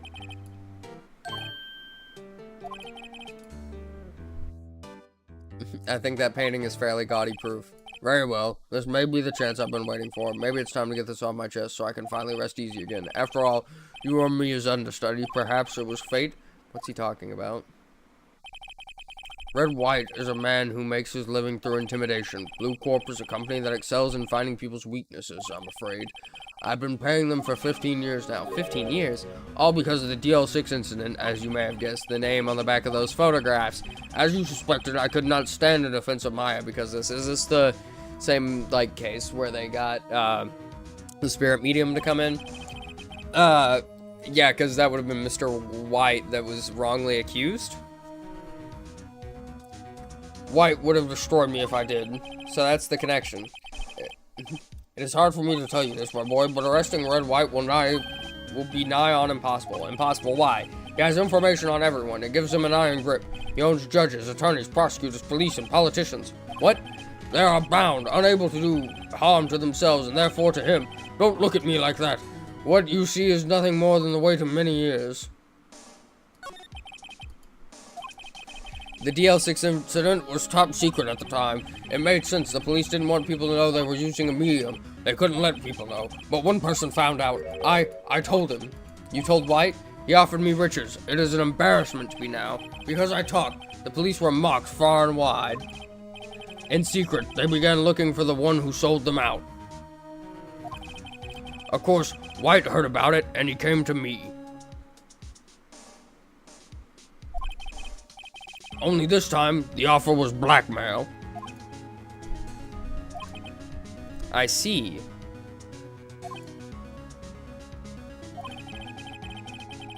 White controls the law of this country as he sees fit. Yet, if you would still challenge him, have a close look at Mia's office. Mia's office? She followed his every move for years. She may have recorded something of what she found. So there were missing files. What is the DL6 incident? DL6 is nothing more but the sorting code that the police gave the case. It's 15 years ago now. I received a request from a medium, a spirit medium, a medium. Her name was Misty Faye. Faye, indeed, she was Mia's mother. She had been investigating a murder at the bequest of the police, and she failed. As a result, the police called her a fraud. This is what Maya was talking about the other day. I did all I could for her, and in the end cleared her of her wrongdoing. That murder case, however, remains unsolved to this day. That case is the DL6 incident.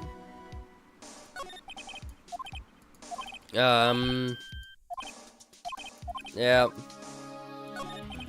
We've heard both of these before.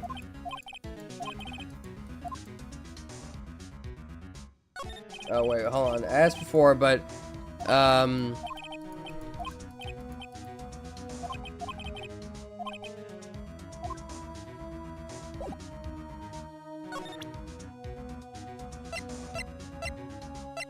making sure there's nothing I can properly present to him.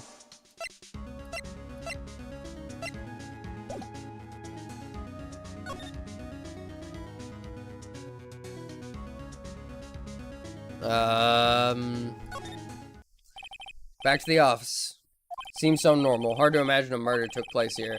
Mr. Grossberg said there would be clues. Maybe I should have another look. They're all in alphabetical order. Let's take a look. Which file should I look at? DL6. So, A through I.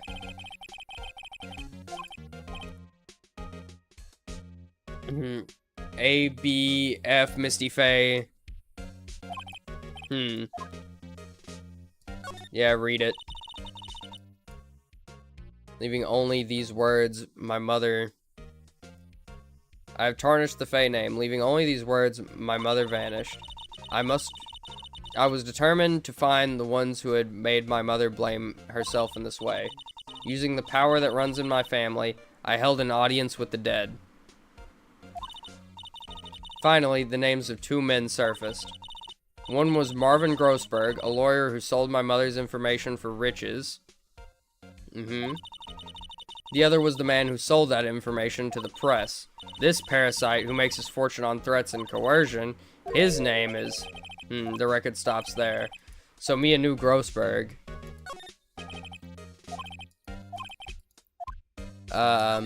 Anything there?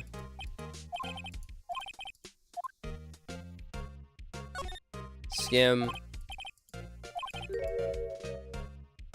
Suicide, she has a collection of suicide reports as politicians, policemen. There's writing on most of these in pencil. White? This is Mia's handwriting. Wait, I get it. Mia thought he was involved in these suicides. White drove them all to... I can use these newspaper clippings. Let's find the most disturbing one.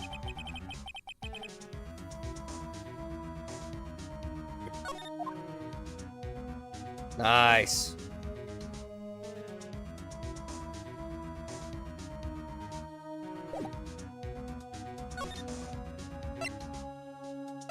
Can I show that to you? I found this in Mia's files. So she was investigating Red White, as I expected. Well, if you wanted to challenge him, you could present this in court. Not a bad idea.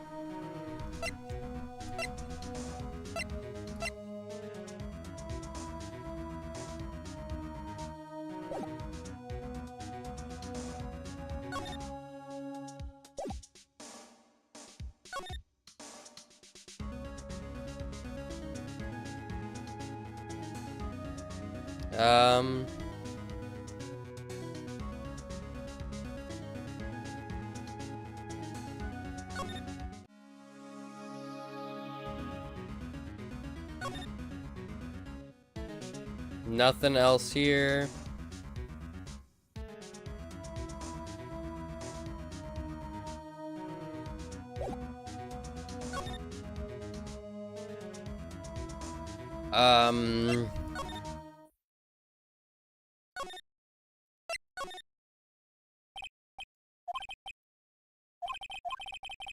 Having to repeat myself, but it seems the message has not yet been penetrating your thick skull. Stop bothering me.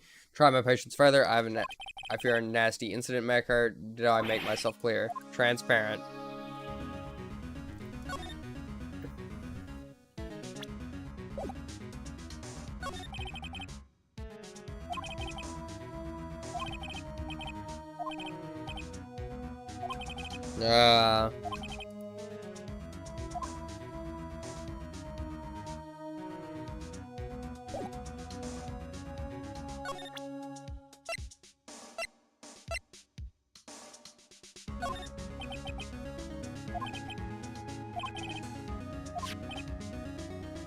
It's an article describing the suicide of a politician.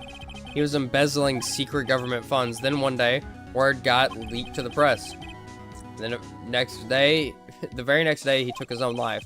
And this concerns me. How? Found this article in Mia's office. Miss Mia. She had a file filled with articles like this. Every one of them was labeled with a single word, White. Mr. White, I know what you did to this politician. You were blackmailing him. Blackmail? Not just him, either. You were threatening and coercing hundreds of others. You were involved in all of the suicide cases that Mia investigated. This company is built on blackmail. I'm right, aren't I? What is a bizarre accusation, Mr. Wrong? What is it that you should be doing now? Investigating me? No, I think not. You should be searching for the one who killed Miss Mia. Secretary's office, hello? Mr. Wrong will be leaving now. Yes, sir. I'll send someone right away. Wait a second, Mr. Wright. Mr. White. You're wrong. You're wrong, Mr. White. Excuse me. What I should be doing now is going after you. Just what are you insinuating? Mia was on to you. She was keeping tabs. For this reason, you had April May tapping her phone. Then, Mia was murdered, and all the documents about you mysteriously disappeared. So the culprit would be... Even a child could work it out, Mr. White. You did it. We won't be needing an escort for Mr. Wrong. Instead, please connect me to the public prosecutor's office. Of course, sir. One moment, please. White, that you? What are you doing calling me at a time like this? Hello, Chief Prosecutor. I've changed my mind. I want to testify tomorrow. What's this about?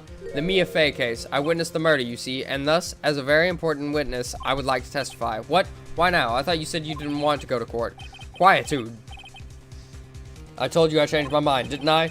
Oh, and one other thing. Send the police over here right away. The man standing right in front of me, he looks dazed, but could be violent. What? What man? Are you even listening? The executioner, the hatchet man, the liquidator, the killer man. What?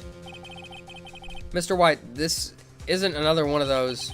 Chief Prosecutor, I do not believe you are in a position to freely offer your opinions to me, correct? I'm telling you to send the police now.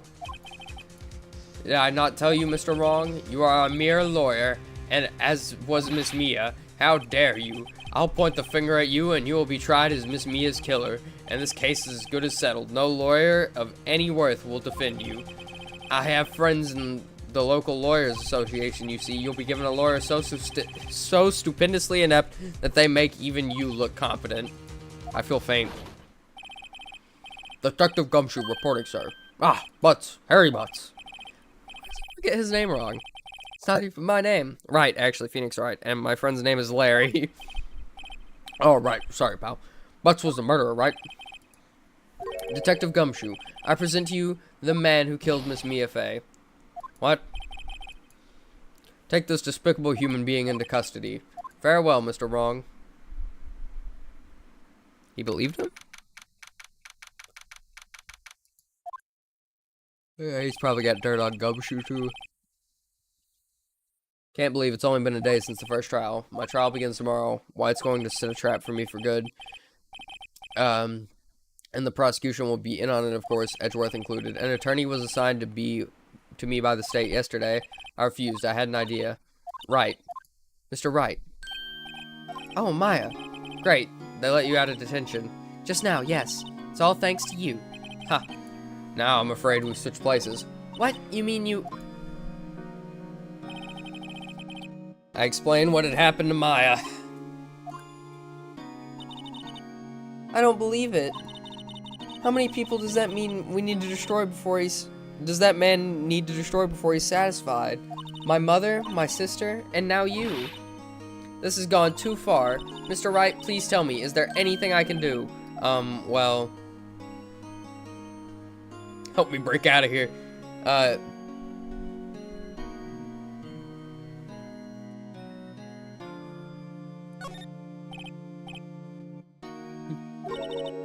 You mean a jailbreak? Yeah, tonight's our only chance. Alright. Oh, I'd better go get a hacksaw while the stores are still open. Oh, and a rope ladder and a getaway car. Can you drive? Wait. What? I'm kidding. It was a joke. No way. No, really. I was kidding. But thanks. It's good to know you're on my side. There really isn't anything you can do for me anyway. But I can't just sit here and do nothing. I've got to give that man a piece of my mind. Just a piece? Okay, then come to the trial tomorrow. Okay, I'll be there. I'll show them a thing or two. Hell yeah. Times may change, yet with crime, it's the same old story. In fact, it's gotten worse. Lengthy court proceedings are no longer realistic. Beginning a few years ago, a limit of 3 days was put on initial court trials. Almost all finish in a day, most with a guilty verdict. I never thought I would end up in a defendant's chair myself for this case. With the true culprit appearing as the star witness, this is it. Tomorrow, it's me or him.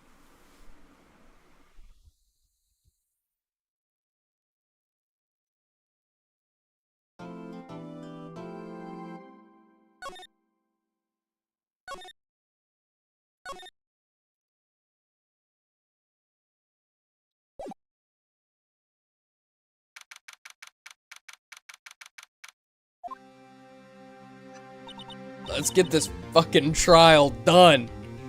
We've been here for 3 hours. Well, I guess this is it. Yeah, one way or another, this case gets decided today. Ah, Phoenix, look. It's Edgeworth. Prosecutor Edgeworth. I received a call from the Chief Prosecutor's office yesterday. I was told that whatever Mr. White says today, it will be the absolute truth. No matter how you try to attack his testimony, if I raise an objection, I have it on good faith that the judge will listen to me. What, does White have the judge in his pocket too? So you're saying I'm going to be guilty, end of story. I will do anything to get my verdict, Mr. Wright, anything. Why? How can you torment an innocent person like this? Innocent? How can we know that? The guilty will always lie to avoid being found out. There's no way to tell who is guilty and who is innocent. All that I can hope to do is get every defendant declared guilty, so I made that my policy. I mean, hey, that away, you have no guilty people making it through. How's it going? And by the way, is this your first time playing? Yeah, it is my first time playing it. I mean, I bought the game a couple years ago and played, like, the tutorial trial, and then just said, whatever, and then never touched it again. But, yeah, this is, like, my first, like, actual playthrough. We're probably gonna finish up this trial, and then we're probably gonna call it for today, because we've already been going for, like, 3.5 hours, and we've still got another day to, or this is, like, the last day, I think. You've changed, Phoenix, you know him? Don't expect any special treatment, Phoenix Wright. Phoenix, well, court will be starting soon. What? But wait, your defense attorney isn't even here yet. They're not. I'll be defending myself. What? Okay, let's do this. Hey, it's a joy to have people watching me. Instead of just sitting here talking to a wall. You know what I'm saying?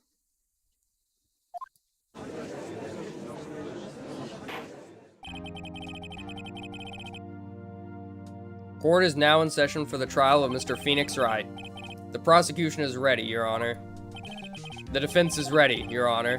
Mr. Wright, are you sure you're up to doing this? Yes, Your Honor. I will be defending myself. Understood. Very well. Mr. Edgeworth, please, your opening statement. As the details of the event are already quite clear to the court, today we will hear the testimony of a witness to the defendant's crime. I see. The prosecution may call its witness. That went far too smoothly. Why didn't the judge ask Edgeworth why his witness didn't testify before? It's like he already knows why. If anyone's going to raise an objection about this, I suppose it's me. Raise an objection. Mr. Edgeworth, you owe an explanation to court. Why didn't the witness testify in the trial against Miss Maya Fey?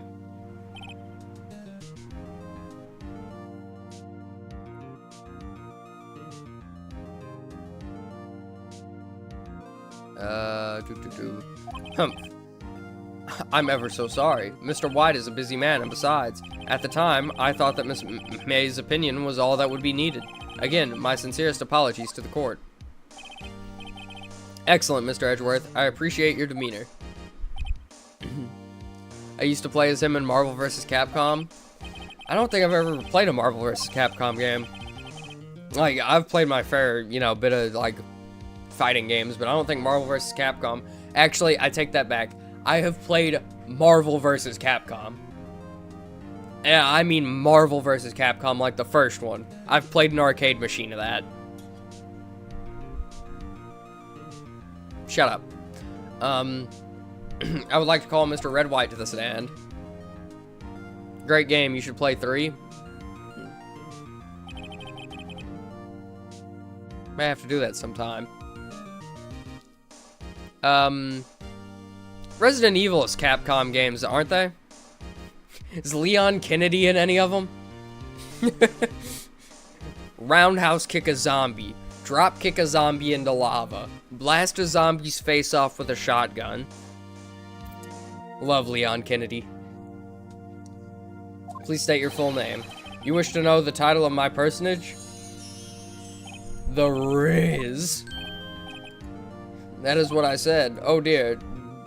Do my locutions confuse? Name. These two are great together. My name is Red White, but my friends call me Blanco Nino. Doesn't that mean, like, white brother? Brother White? Yeah, I mean, technically that'd be Brother White. It's like Injustice. Yes, Leon is in 3, and he has a gun, taser, shotgun. It's great. That's actually hilarious.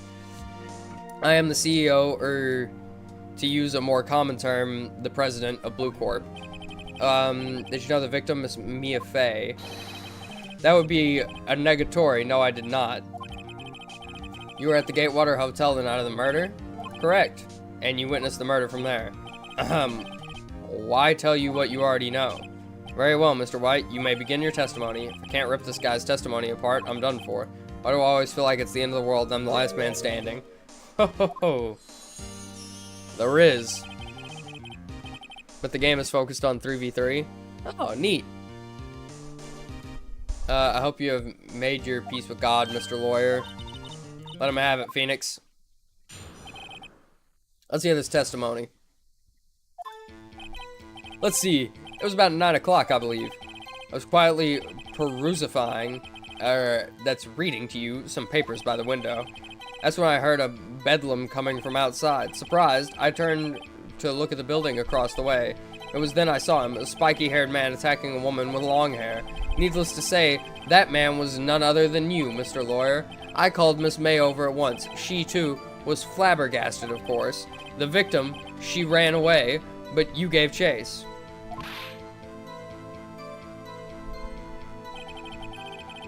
Finally, there was a terrible impaction, then it was all over.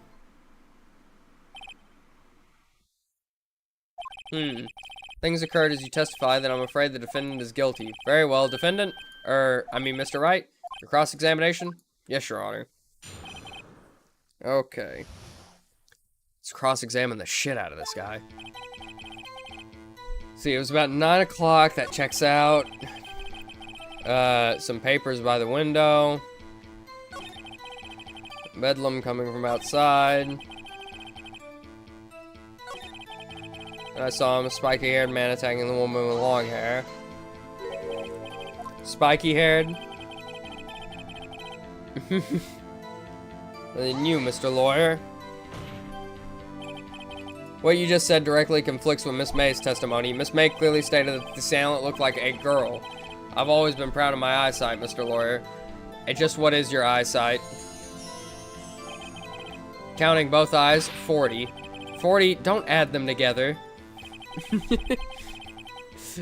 I think the witness is trying to say his eyesight is good. Hey, whose side is the judge on anyway? And what did you do then?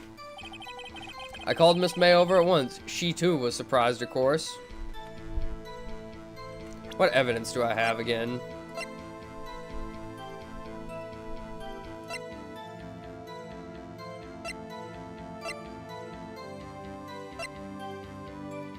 Do I not have... I feel like his affidavit, the bellboy's affidavit, would be really good here.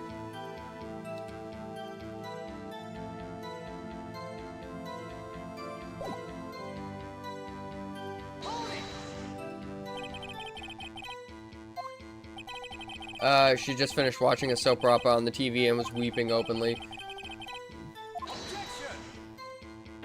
You know, she'd been tapping the wire phone. Objection irrelevant. That has nothing to do with the case at hand. I care not. I will answer the lawyer's bold inquiry. Miss May was acting alone when she tapped the phone of this Fey woman. You'd make a good politician, Mr. White. Oh ho, I know. After all, I am El Presidente. Please continue.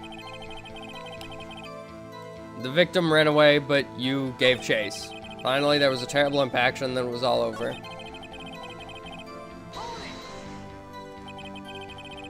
Can you be a little more detailed about that? I think it's worth knowing exactly what happened. Of course, comprende. I understand. The victim was attacked by you and ran to the left. You gave chase and struck her down. Are you sure? As you know, I'm always abso-positively perfect. Check this new detail. Ran to the left. Okay.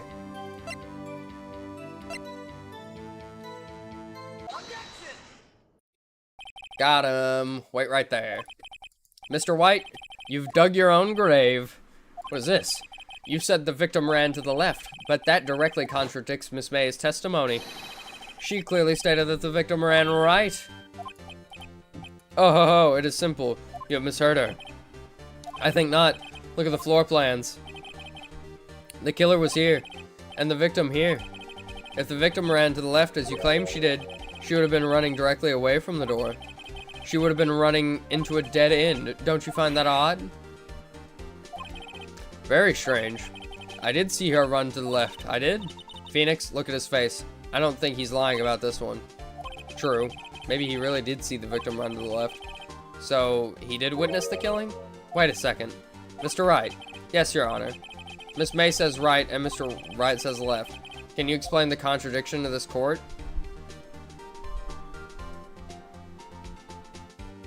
They're looking at him from different sides. Both of them are right.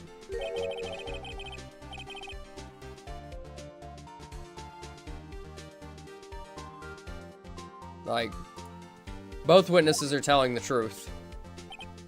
Ha, I doubt it. Or rather, that does not clear up the contradiction. There is one scenario that would explain their conflicting accounts. Obviously, the witness was not viewing the crime from the hotel. What do you mean? Yes, what do you mean he was not viewing the crime from the hotel? If he was not in the hotel, where could he have been? In the law offices of Fay & Co., of course. More specifically, he was standing here. Time to show the court where Mr. White was standing. Right on the killer spot. This is where he was. Look, when the victim ran for the door, if he was watching from this point of view, to him it would appear that she ran to the left. Please, this is no time for jokes and ill taste. That is where the killer was standing. Order. I will have order. Anyone disturbing the order of this courtroom will be held in contempt. Mr. Wright, what are you suggesting? Rapscallion! The postulations of the defense are a distortion of the truth, Your Honor. Indeed, they do seem a bit far-fetched. Ho ho ho! You provide us with so much entertainment, Mr. Lawyer. What now? He's laughing? The hilarity of the moment made me remember something. It appears I have been unclear, and for this I apologize. Yes, Your Honor. Might I be allowed to testify once more? Very well, let's hear your revised testimony. God, this man. Purple guy. Miss May's testimony was correct, as was mine. When you assaulted the girl, she first ran to the left, and then you hit her savagely. That is what I saw. Next, with the last of her strength, she ran to the right. You chased her and delivered the final blow. She was only hit once. This is what Miss May saw. You see, you hit her twice. Don't you remember, Mr. Lawyer? That does seem to make sense. Yes, Your Honor, I will.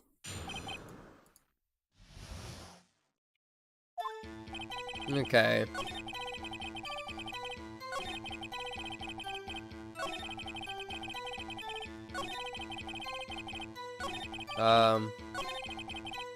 You hit her twice.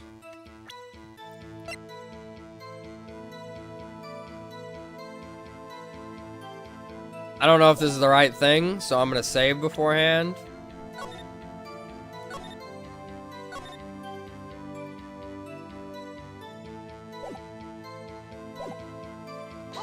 We're also gonna press it first. So you were watching both times? Suppose I was, and please excuse me for not testifying to this sooner.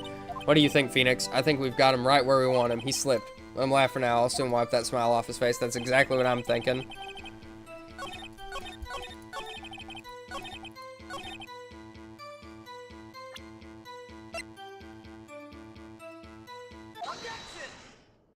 Music stopped and everything. Beautiful. Mr. White.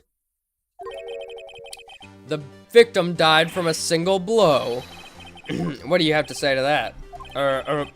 Now's my chance to hit him where it counts. Mr. White, wasn't it you who told this court you were abso-positively perfect? I will refrain from using this phrase from now on.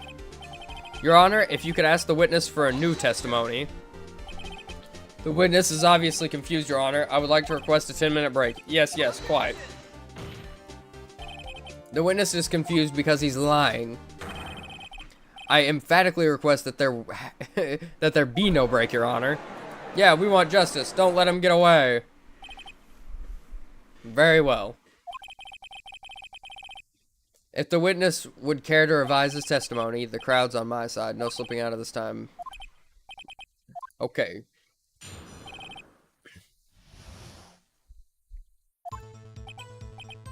Well, see, I looked at the other window when I'd heard the thing fall. Then the next moment, I saw Miss Rhea run to the left to kill her. You attacked her, but she dodged. And then she turned and ran for the door. And then you did her in with a single blow. Thwap. Thwap indeed. Very well. You may begin the cross-examination. Mr. Your Honor, my stomach, you see, it is hurting. Deal with it. This is almost over.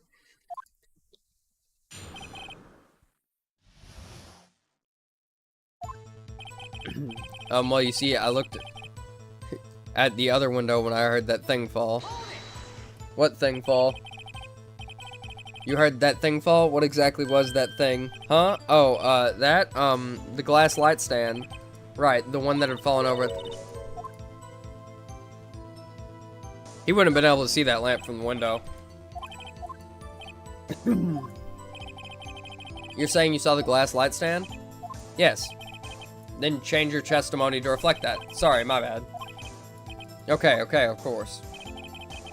Light stand was lying on the floor when I looked, and then the next moment, Miss Rhea ran to the left. The killer. Okay.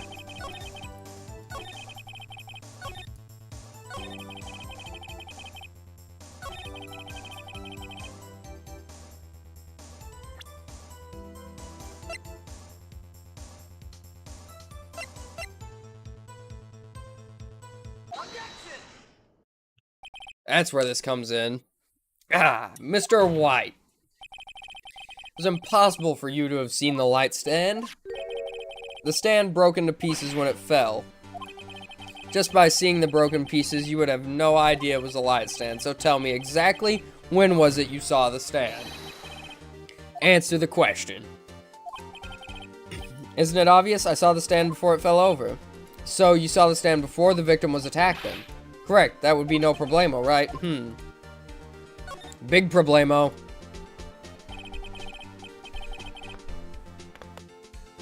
There's a big problemo, or, I mean, a big problem here. What problem is this? Mr. White, let me make sure I have this straight. You saw the glass light stand through the window from the hotel before the incident occurred. Correct. That is so. It's conclusive, definitive, undeniable, unimpeachable.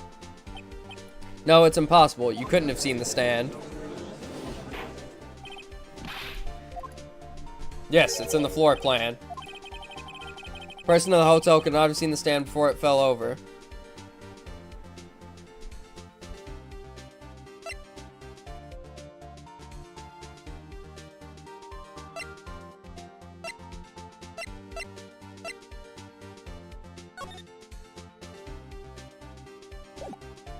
Yeah.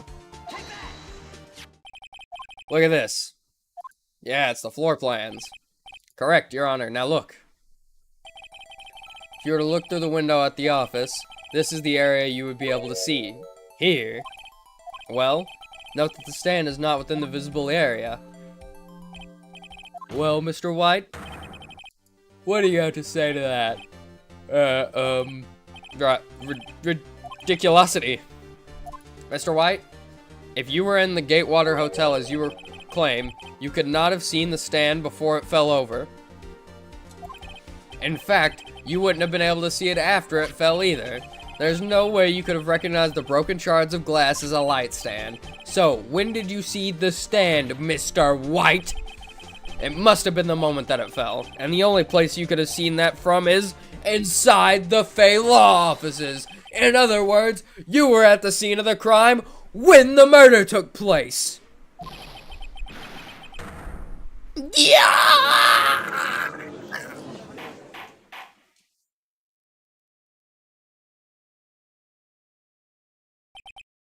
Mr. White? Mr. White? You did it, didn't you? Mr. Your Honor, Ms. Mia, looks like we're about to get our verdict. That's fair enough, Phoenix Wright. What? What does Edgeworth gotta have for that? Oh, come on. I think the time has come. Shouldn't you confess your crime now, What? I said you should confess your crime, ergo, confess that you placed the wiretap. The wiretap? Order, Mr. Edgeworth, explain to the court what you mean by this. Distinguished members of the court, Mr. White is slightly confused. Allow me to explain. As you know, Mr. White is the CEO of Blue Corp. He ordered his secretary, Mr. April Fay, to tap the law offices of Miss May Fay. What does that have to do? Your Honor, the question is, when was the wiretap placed in the office and by who? No, you wouldn't. Mr. White, in order to place the wiretap, you entered Miss Fay's office. Am I correct? Correct. You are most correct. Give me a break. Yes, in order to place the wiretap, I breached the Fay Co. law offices. That is when I saw that accursed light stand. Now I'm confused. Please explain to the court what all this means, Mr. Edgeworth. Gladly, Your Honor. Mr. Phoenix Wright has made his position quite clear. He has determined that Mr. White knew the glass stand was in the office. He has shown that there was only one time Mr. White could have seen the stand, at the very moment of the murder. Thus, Mr. Wright would like you to believe that Mr. White was the murderer. I see. However, it is a fact that Mr. White had been to the office well before the murder took place. When he went to place the wiretap, he could have seen the glass slide standing then. Ergo, Mr. Phoenix Wright's theory is revealed for the baseless conjecture it is. You will testify to the court about this wiretapping. Now I gotta prove he wasn't wiretapping the place.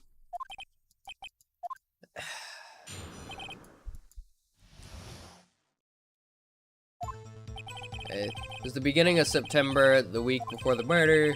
I didn't know the failed co offices. Of course, I had done so to place the wiretap. That's when I saw this glass light stand.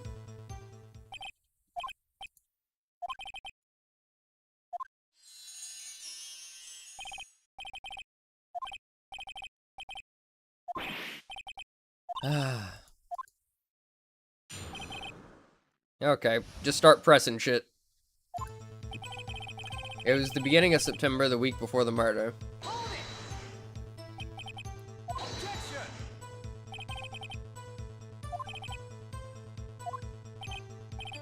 Fair enough.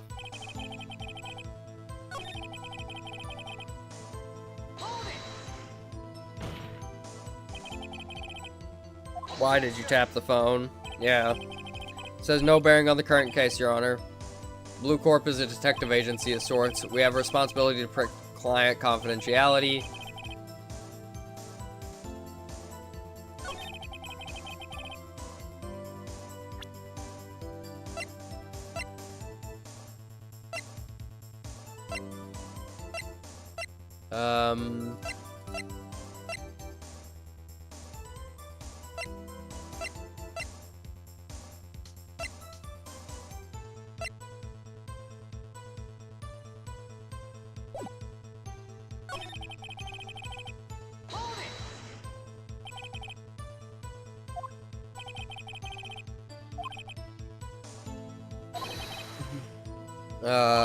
Yeah, no. Can I bluff something out of him?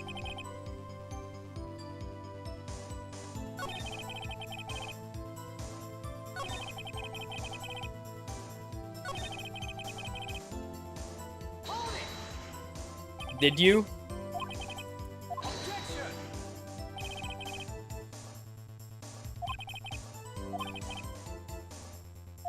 Ugh.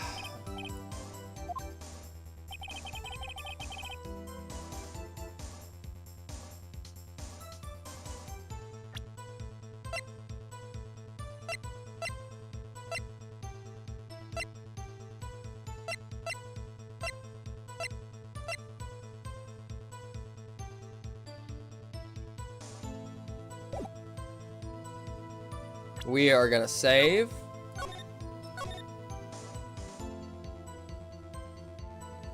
Because this is like the only thing I can think of. Nope.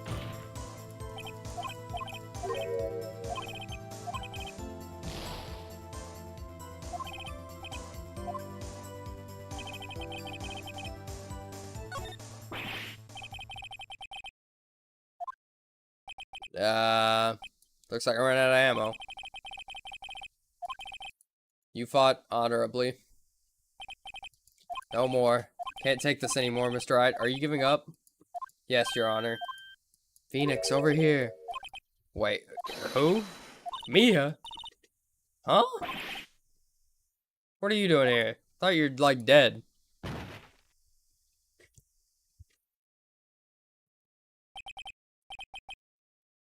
Where am I?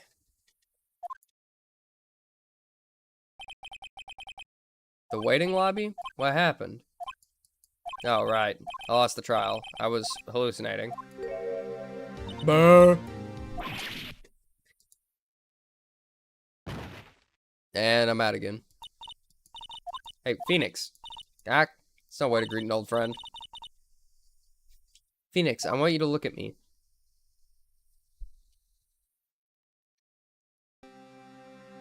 Holy bahanga no.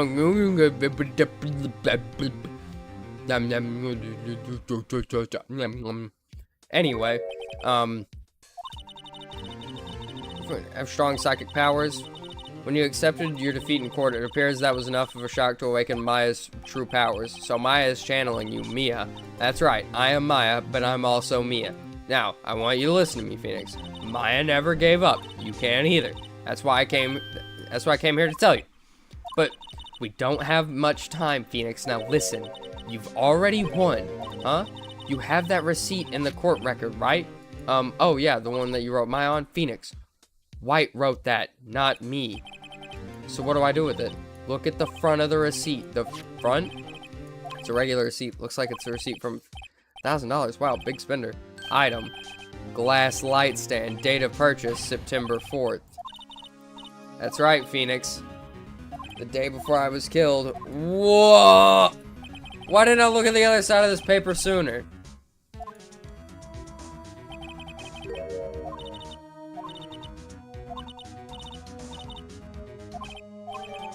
We got this.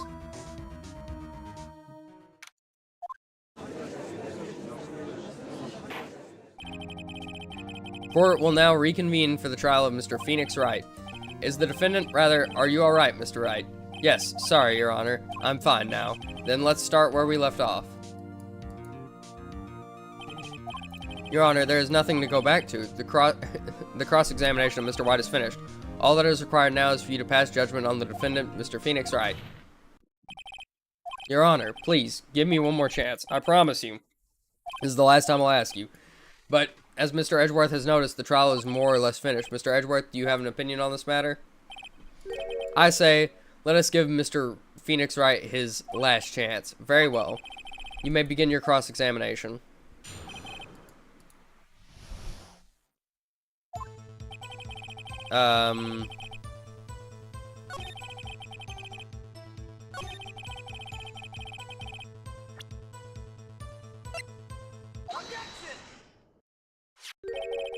Look closely at this. See the word Maya written in blood? I think not. Look at the other side of the receipt. The other side? These people do not know that paper has two sides. Like, would you tell the court what is written on the other side of that receipt? Well, a glass light stand, and the date of purchase. Why, that's the day before the murder. You see, Mr. White, when you allegedly entered Fay & Co. law offices at the beginning of September, the stand could not have been there. Well, Mr. White, can't get out of this one, can you? No. It's impossible. Uh-oh, he's losing it. Well, Your Honor, I understand there must be quite a bit of pressure on you. But I think you'll agree you can't judge me guilty under these circumstances. Very well. Then, that is all for the trial of... Then who killed her? Not so fast, Phoenix Wright. God, the music. What? No way he can worm his way out of this one. Oh wait, I forgot. It's Edgeworth. There is a certain thread of logic to the defendant's claims. However, there is no concrete proof that Phoenix Wright is innocent. Ergo, I would like to request one more day before Phoenix Wright is granted his freedom. I need time to make one more inquiry into this matter. Another inquiry? This isn't going to be one of those updated autopsy reports. This guy just makes up evidence as he pleases. This is bad. Object. There is no need to prolong this trial any further. Well, Mr. Edgeworth? If anyone is going to call Mr. White to trial, it would be me, the prosecution. I need a day to ascertain whether these new claims have any basis in factual evidence. I see. Objection denied. What? The completion of the trial, Mr.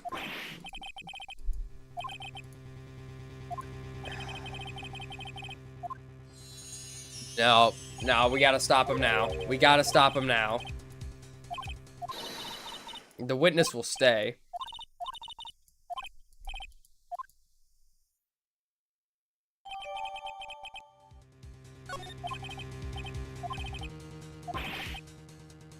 You bet I am. My life is riding on this one. I have something I would like to read out to the court.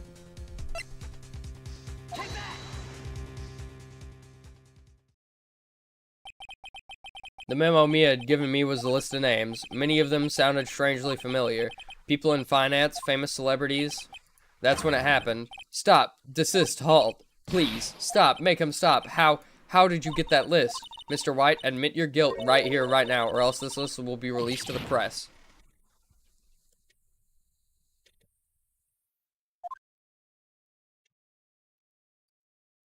I confess. I confess. I did it. I hit her. I hit Miss Mia with the thinker. Thank God. Case closed, Your Honor.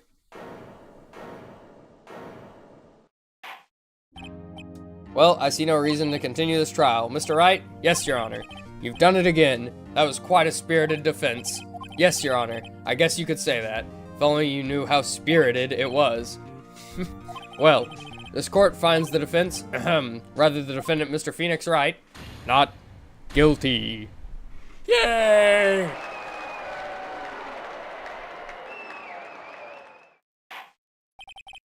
That is all. Court is adjourned.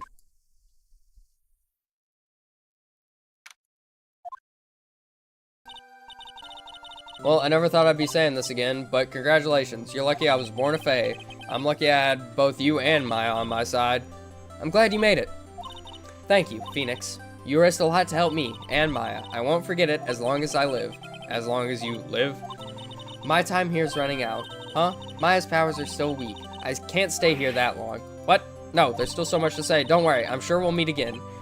Chief! I'm not the chief anymore. Phoenix, can you come to the office tonight? Say 9 o'clock? The office? I'll see you later. Chief, Mia.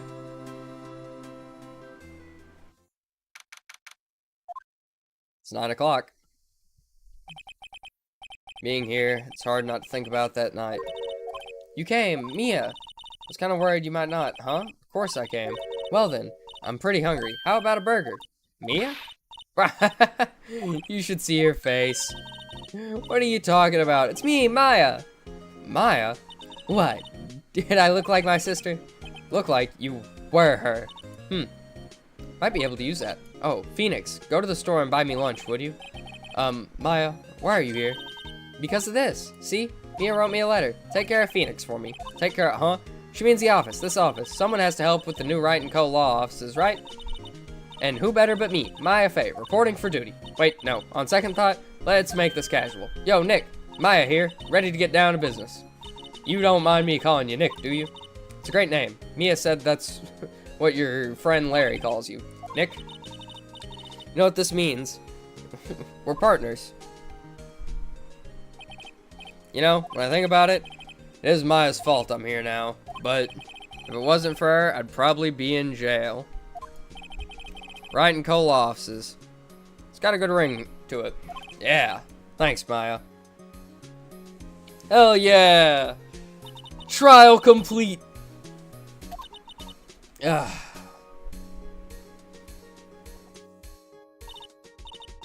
Alright, okay, Nick, let's do it, huh? Do what? Burgers, dummy. Burgers. There's a great burger joint just down the street. Come on, time's a-wasting. Okay, wait up. Alright. Well, that was the end of that trial, and it's probably going to be the end of this stream, too, because we've been here a while. We did 2 episodes, yeah, Turnabout Sisters as well. We'll do Turnabout Samurai next time I stream this game, but anyway, if you guys have enjoyed, you know, as always, like, comment, subscribe, all that good jazz, and I will catch you guys in the next one. Goodbye.